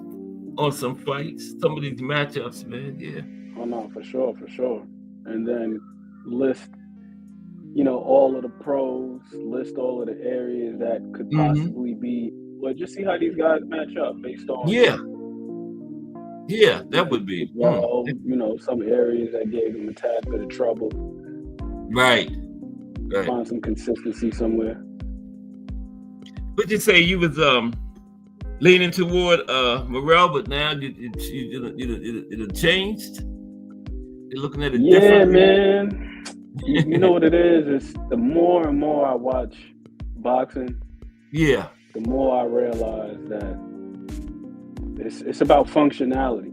Mm-hmm. It's about functionality. Right. And like most people, I myself, I was caught up in the aesthetic. Like you see somebody like, for example, in this matchup, Morrell versus Benavidez. Yeah. Look at both of those guys aesthetically, and Morrell would appear to be superior. Right. Because his movement is more fluid. His skills, his technique, everything looks good. Of course, most people will point to that being a byproduct of him being a product of the Cuban system. That's right. His amateur background, all that stuff. So, he's skilled and so on and so forth. Mm-hmm. And then just the athleticism. If you look at both of them, Morrell definitely appears to have the better single shot power. His feet look faster. He's got decent hand speed. All that stuff, right? Mm-hmm. But to just bring it home and land the plane, when I look at David Benavidez, especially over the past couple of fights, I see that his application is just a tad bit superior to that of Morrell. Like Morrell, I would say, just looking at, the eye test, superior talent, but David Benavidez has a better handle. Yeah. He has a better command of what he does have. Yeah, I see exactly what you said, yeah. And the reason why I say that is because of this. Like, you look at that fight, Morrell's last fight with Hot Rod. Yeah. It's not the fact that he was met with some resistance. Hot Rod is a formidable guy. Like, many people felt like he actually beat Marcus Brown, who was an Olympian, a champion in his own right. Like, Marcus Brown is a damn good fighter. Yes, he is. He got stopped by Arthur Beterbiev, but I mean, everybody but Dmitry Bivol got stopped by Arthur Beterbiev. That's right. You feel me? Yeah. So the guy Kalajic is no slouch, and we just seen he just retired over Pereira a couple months back on profile. The guy can fight, and he's been in there with quality guys. So I wasn't upset with Morrell being tested by Kalajic. I actually expected it. Now, the thing that was most surprising to me is when he didn't have the success that he typically does, which is with brute strength, him coming in there, knocking guys out. He beat the one guy into a coma a couple fights ago. Oh, yeah, remember Morrell. That? Yeah. He didn't have an answer. Like, there was no plan B. He didn't have any contingency. He just kept walking forward and loading up, and Kalajic was able to evade him and go 12 rounds. Now, again, I didn't expect him to just stop Kalajic, but what I did expect was, okay, this isn't working, let me try this. Right. That isn't working, let me try this. And exhaust all possible, go through the adjustments and exhaust all possible options, as a means to get into this guy. But he didn't. It was just rinse, wash, repeat. He kept doing the same things over and over and over again. And then actually in the back half of the fight, he was getting touched up quite a bit. He was visually frustrated. Now, again, it's a fight. Guys are going to get hit. But I'm looking at, like, why these guys are getting hit. Yeah. And for him, a lot of it was due to him just loading up, like, very little creativity offensively. Like, you can tell he's the type of guy that he's just so accustomed, especially with the matchmaking in concert with his talent. That's right. All right, I knock you upside your head. I expect you to just fold to the power. Yeah, he done got used to that, yeah. He got used to it. Like what's his name? Years ago, remember Jeff Left Hook Lacey? Jeff Lacey. He was just left hooking people to death. Then when he finally got some resistance in the form of Kawasaki, he looked lost. Yeah. He looked lost, bro. When that didn't work, you're right. He looked lost. David Benavidez, conversely, I feel like it's actually been the opposite. It's been the opposite. In the first half of the fight with Caleb Plant was doing a great job from the outside, and he was actually beating Benavidez with a punch. Yeah. Benavidez didn't panic. He didn't panic. What did he do? He said, you know what? I'm going to find a route to this guy's body. And I want to say around the 5th or the 6th, he landed that shot that took Caleb Plant's legs, and it completely changed the tide of the fight. Yep. But he didn't panic. He didn't panic. He didn't get frustrated. He just kept doing his thing. The other fight that he had with Boo Boo, with Boo Boo, he was trying to land the right hand, which is the shot you're supposed to try to land against the southpaw if you're an orthodox fighter, right? They call it the southpaw killer. That's right. At first, he wasn't having much success with the way that he was throwing it. Boo Boo was catching it on the glove. So I want to say around the 4th round, he changed the trajectory on the right hand. Instead of throwing it where it was straight over his loop, and he changed the angle and was landing a punch like right inside Boo Boo's guard. Like when Boo Boo got clipped with that right hand in the 4th round, he actually had his hand up. That wasn't bad defense. David just made the adjustment. He's like, I'm not going to stop throwing the right hand. I'm going to just change how I'm throwing it and where I'm throwing it. And I'm pretty sure you can relate to this analogy right here, Cass. You see it in football all the time with the great quarterbacks, right? Yeah. They're able to throw with anticipation. They can throw the pass before their man is over because they know where they're trying to lead. And that's what David Benavidez did with that right hand. He was like, I already know this dude's going to get his hand up and he's going to turn to try to take the right hand away. So I'm going to throw the punch where he's going to be. Not where he is. I'm going to throw it where he's going to be. Yeah. And he talked about this on Pro Box with Chris Algieri. I said, damn, he got a little bit more IQ than what he's generally given credit for. And then lastly, in the last fight that he just had with Vosdick, he got quite a bit of flack because he didn't stop Vosdick. But once again, Vosdick had only been stopped once, and that was by Arthur Beterbiev, who stopped everybody but Bivol. Stops everybody. Okay. Yeah, I said that. Yeah. Defensively, David Benavidez was magnificent. Like, if you go rewatch that fight, a lot of stuff that looks like it's landing in real time, a lot of it is not landing. He's got one of the better active high guards in boxing. You got some guys, they come forward in that high guard like a Joe Joyce, and it's just static. Like, it doesn't move. But if you watch David Benavidez with his high guard, it's damn near like a windshield wiper on a car. If your windshield wipers were just stationary, just static on your windshield, they wouldn't clean up much water. But when them things are moving side to side, you know what I'm saying? That's what clears that vision. You watch David Benavidez' high guard, it's damn near like windshield wiper. He's here with it, then he's here, and he's there with it. It's constantly moving. And as he's moving forward, now he's starting to change levels as he's moving forward, doing little sneaky stuff with his foot. I'm going to send you this clip. But there was a moment in the third round where Vosdick throws a triple jab, right? Yeah. David peeps that he's starting to pump his jab. So what does David do? He tries to counter over the top with a right hand. The right hand falls just short. He's an orthodox hand. After that, he goes southpaw for the rest of the round to take away Vosdick's lead hand. David is sneaky. David Benavidez is sneaky. His style, if you look at the way he moves, it's a little clunky, like his feet. His combination is beautiful, but if you look at his feet, it's clunky. He doesn't really move with much grace.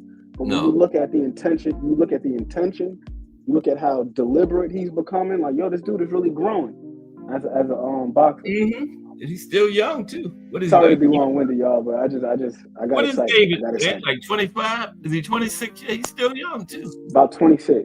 Got a long way to go. Yeah. He's in an excellent place, man. Yeah. Man, listening to that, maybe I gotta rethink. This Ant, Casual's Corner.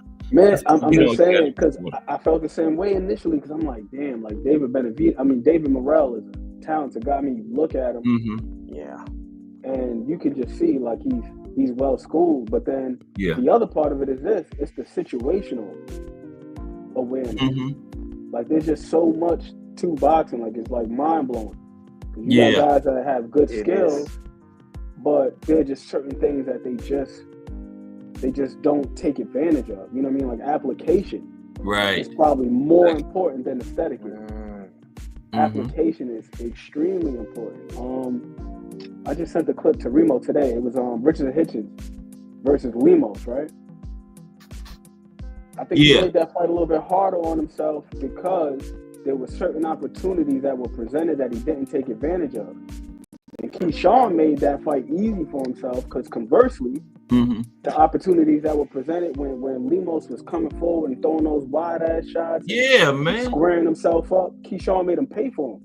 Right. Just through the right hand. It's like, that's the best way to stop a guy from throwing his hands is to counter him.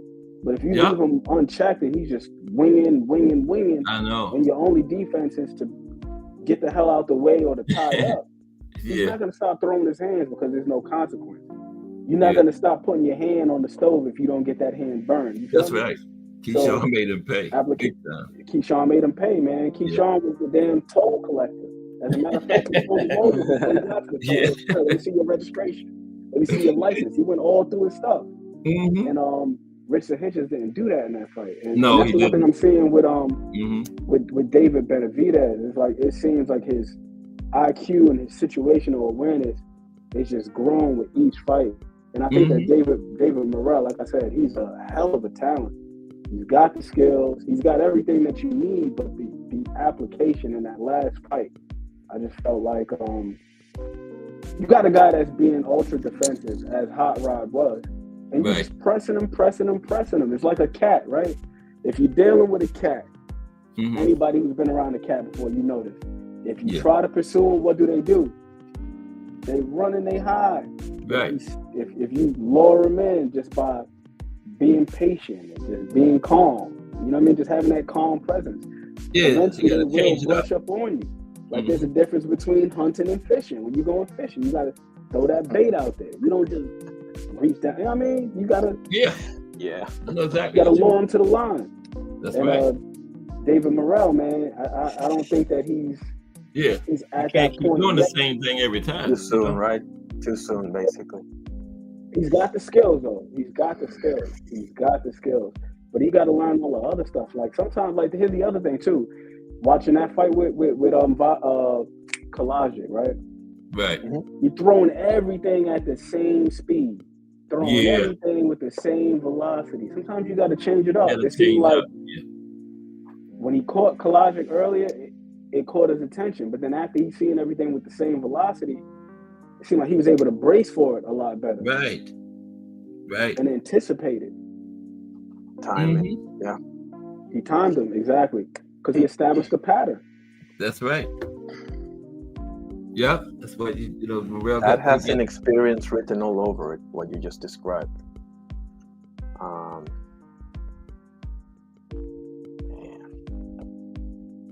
It's just hard shots, fast shots. It's like, bro, lower him in a little bit.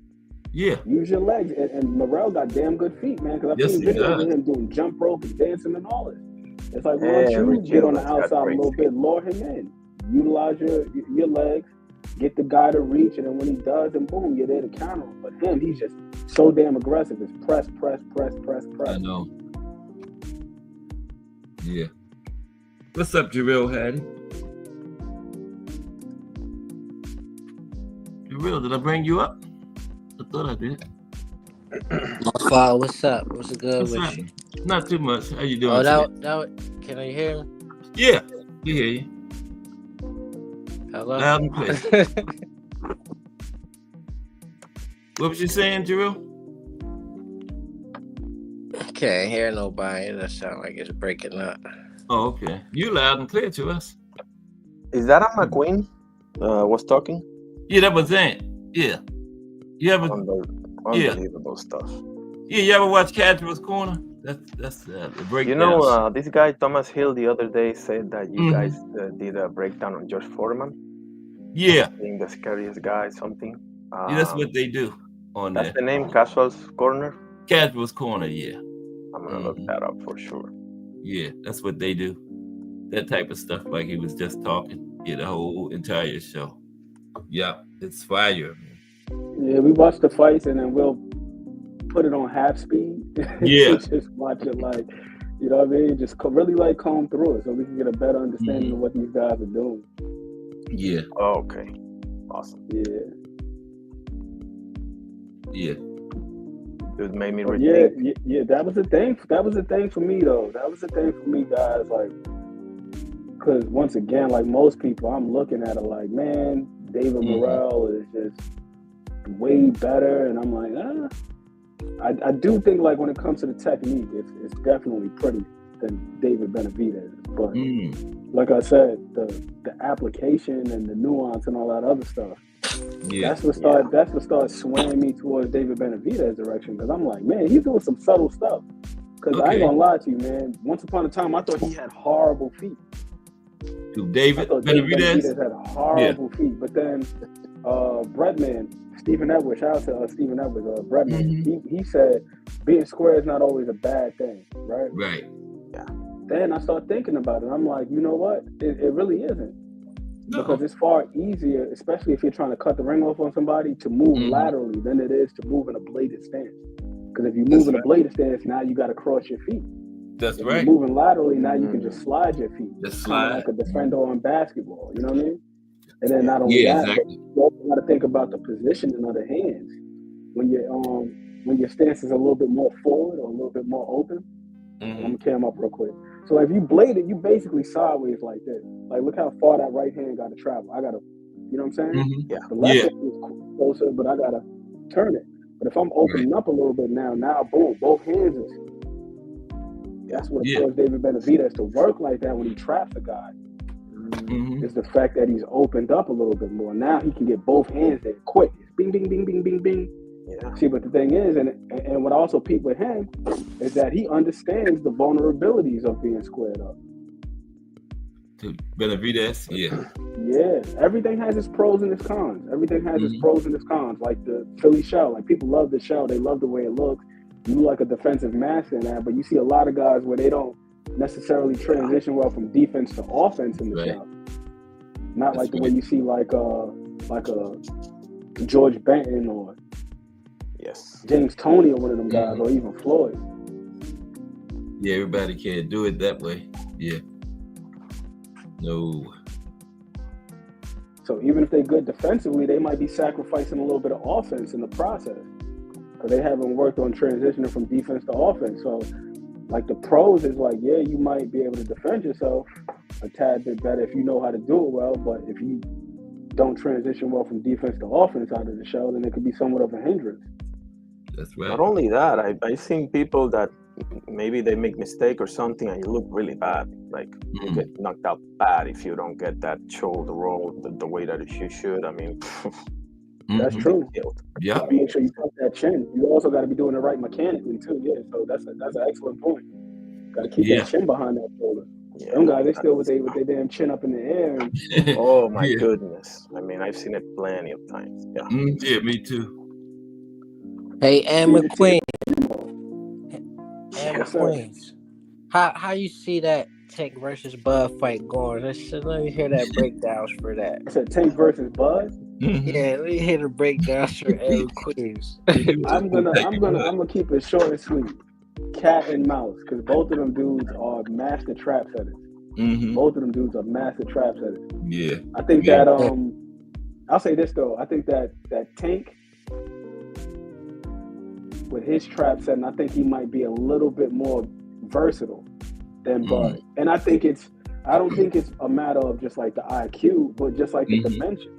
When you see the way that Tank is able to disarm some of these guys. Yeah. It's because you gotta be crafty when you're that small. You know what I'm saying? We've seen him do it to guys off the back foot where they pursue him and then he drills them with a shot.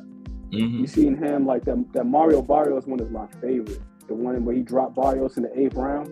Oh yeah. Everybody look at the overhand right, and you look at how many states and level changes that he hit with, and he actually started with that in the 2nd round and got him to drop his lead hand. He was noticing every time he came forward and changed levels, Barrios was pulling straight back with his lead hand extended. He was dropping it. And then in the 8th round, he revisited it and came over the top with the overhand right. With the Leo Santa Cruz, like him just standing in there and allowing Leo Santa Cruz to throw the same straight right hand every time.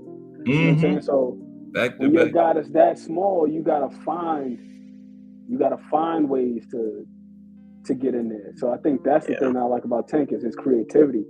But Bud, he's able to do it from range. Right. He's caught several guys with the same exact setup. He caught Sean Porter, Gamboa, Jose Benavidez, and somebody else he clipped with this too. It might have been Felix Diaz. Where he sets that trap where he's on the back foot and he throws this combination. He'll throw the uppercut, then he'll put the hook behind it. I love that trap that he sets. Because it's like sharp, it's quick. He caught Arrow with it too in the 7th round. Yeah, he sure along did. The rope. Along the ropes. He took the step back, got Arrow to commit, and then as soon as he committed, the uppercut was firing. Like both of those guys fight with really good anticipation.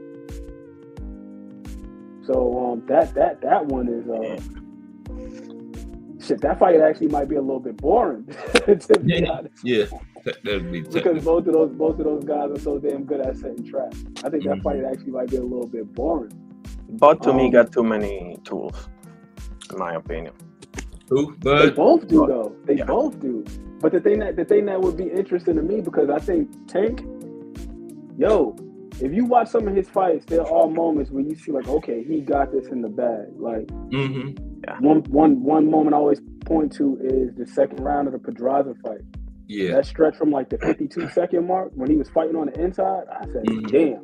Like he was doing some really, really crafty stuff in there, from the moment where they were chest to chest to how he walked his feet back to generate some type of leverage and separation between them. Even the punch selection on the inside, like he threw the uppercut first.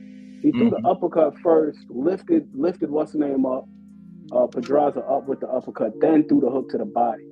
I feel like if he would have threw the hook first, he probably wouldn't have been able to get another shot off. Right. Because of the momentum. Like that right there is that's just good training right there to know. Yeah. Like, okay, I'm gonna throw this punch because this is gonna set up the next punch based off of like momentum, what this will afford me, and so on and so forth. And the way he was utilizing frames, he had a little moment. He did some old school stuff when Pedraza tried to sail his guard up, split Pedraza's guard with the crown of his forehead, slipped the uppercut in there. I'm like, yo, he could really work. But the thing with Bud though is, Bud, as we know, is strong as hell. Like you look at the way that he handled what's the big Australian dude's name? Jeff Horn. Jeff Horn? Yeah, Horn. Jeff Horn is physical. Bud was pushing him very off, physical, moving him. Very strong. And we seen videos of the dude squatting like 400, 500 pounds in street clothes. So I think that Tank is probably superior on the inside in terms of punch variation and so on and so forth, but Bud is strong as hell on the inside. Yeah, so Bud is. How would you even be able to get that stuff off? You might mess around and get tied up. Yeah. Because he is pretty damn strong. I rarely see Bud tie people up like that. Well, he was doing it with what's the name? He was doing it with Errol Spence. Errol Spence was trying to work. He tied his ass up, which was smart. Bud can switch stances in an instant. I think if you try to tie Tank up, that'd be like a fatal mistake, like trying to grab. You think so? Probably get open yourself up for an uppercut or something like that. I can see that. Mm-hmm. Yeah, I can see that too. Yeah. Plus his height too. The uppercut so is. Really Bro, let me ask you this: do you think the hand speed would give Bud a problem? Because the fight that we saw where he had the most trouble, and he said it. He's on record saying it was Gamboa. And people say, well, little Gamboa rocked you, but the thing that we got to remember about Gamboa is that hand speed was like prime Gamboa at that time was very highly touted. Yeah, that's right. Yeah, I got Tank sleeping, but I mean, Bud nice though. He pound for pound #1, but like his only advantage is like he got the size. Like that's it to me. Reach. Yeah, like, he got the size. That's it. Yeah. Bud can switch stances in an instant. Never forget. Very few people can do that. What? I don't know. I think Bud. Maybe it's the fanboy in me, you know. Maybe that's it, but I don't think. I don't that's think reasonable. That's reasonable. That's the reason why we had these conversations. You always got to take everything into account. That's right. You got to look at everything, man. Like that's true. That's a fair point. Like you can't switch. Very good point. Yeah. Here's the other thing too. This is the beautiful thing about boxing. We don't know what some of these guys have until we see them pull certain things out. And then here's the other thing. Sometimes things happen right in front of us, and we're not even really paying attention to them. That's exactly right. Mm-hmm. Like when it comes to the stance switching, like I've yet to hear anybody talk about David Benavidez's ability to fight out of the southpaw stance. Me neither. And I was watching that fight the other day. I was like, oh crap! Like this dude is fighting southpaw right now. You was the first one ever heard say that today, eh? You know that? It wasn't just a cosmetic thing. You know what I mean? Because sometimes that's what it is with some of these guys. Like Floyd Schofield Jr. a couple of weeks ago, he was fighting Jerron, and he was going southpaw, and it's like, what the hell are you going southpaw for? Like you're already having success orthodox. Why are you switching? You just switch it unnecessarily. Just switching to be switching. Just switching to just be switching. Mm-hmm. And that's the thing with Bud. It's like Bud is not a guy who would just be switching to just be switching. Marvin Hagler was not a guy that would just be switching to just be switching. No. Like it's done with some sort of purpose. That's my favorite fighter ever. Watching Benavidez, I was like, man, this got some purpose to it. Yeah. Rising fires the triple jab. That's what saved Hagler with Hearns, I believe. If you ask me, that to me was what saved Hagler with Hearns, the switching of stance. Yeah, without a doubt. He could block the what was it? He was killing him with the jab. Yeah. I'm sorry. Oh man, I watched it so many times. I feel bad. I can't remember. But there was one. I don't know. I don't remember. It was killing him, getting in, and then he switched stances and no. And the commentator said it. That's what saved him because Hearns caught him and everything. I mean, we're talking about the hitman here, so Yeah, Hagler got a chin though, man, because Hearns was catching. Oh my God. Hagler was just walking through some of them punches, man. You know? Man. So Hearns decapitates Duran. Duran lasts 15 with Hagler, and Hagler cleans Hateman. Boxing doesn't make any sense, fellas. Forget about it. Yeah, I know. It's crazy, ain't it? Forget about Duran was winning after 13 rounds. He was a hit on all the cards. Hagler needed those last 2 rounds, and he got them. Yeah, that was a heck of a fight. Yes, it was, man. All the way through. That was everybody was expecting a war, but it turned out to be more technical between them two. Nobody was expecting that, you know. That's true. Yeah, including me. To a boxing match. I didn't expect Hearns to slaughter Duran like that. Nah, nobody did. Nobody ever did Duran like that ever, right? No, never. That was crazy. That is by far like the most vicious right hand I've ever seen in my life. Man, I thought he was. I'm not gonna say the word, but you know, I thought he was. You know. Yeah, nobody. You're right. You find because nobody. He was knocked out way before he hit the canvas. Yeah, he was asleep on the way down. He on the way down. Yeah. That Hitman and killer. He the best that I ever seen use his reach. Cause he got long arms. He man, right on point with them joints for real. And welterweight, he was like 6'2", man. He was a big. He wasn't big, but tall. You know, because you know he wasn't really big. You know, it's a big. He was tall though, man. You know. As far as the scariest fighters, Tommy got to be top 5. I'm just off the top of my head. Foreman, Hearns, maybe Beterbiev, and I don't know, juggle the other 2. But those 3, man. Punching. Yeah, like scariest fighters in the ring with. Yeah. You gotta put you sleeping everybody. You gotta put Shavers in there. Shavers could punch. The Shavers fought in the 70s in that era of all them great heavyweights, so he was kind of like overshadowed, but he could punch, man. Everybody that fought him say he hit them the hardest of anybody they ever been hit by early Shavers. Yeah. The thing Shavers didn't have the well, it's not like Foreman had this amazing boxing ability, but Tommy Hearns had boxing ability. Yeah, that's true. That's a good point. Like, man. Yeah. That is a very good point. Yeah. Yeah. People gotta be like, thank God he had a glass chin, because otherwise we're fucked. Yeah. Yeah. Yeah. I guess. Yeah. But look at, we got to get ready to get out of here. We done went way, but it was going so good, man. I didn't want to end this. Man, we could go all day. Awesome stuff on my queen. Yeah. Appreciate you, Jerome. Oh, appreciate you guys. And Define Arnie. God bless you all. Y'all have a great Thinking about this 10+ bud, man. Yeah. Might have to do a breakdown on that, man. Something. I gotta look. I gotta really take a hard look at that. Yeah. Yeah. But I appreciate y'all, man.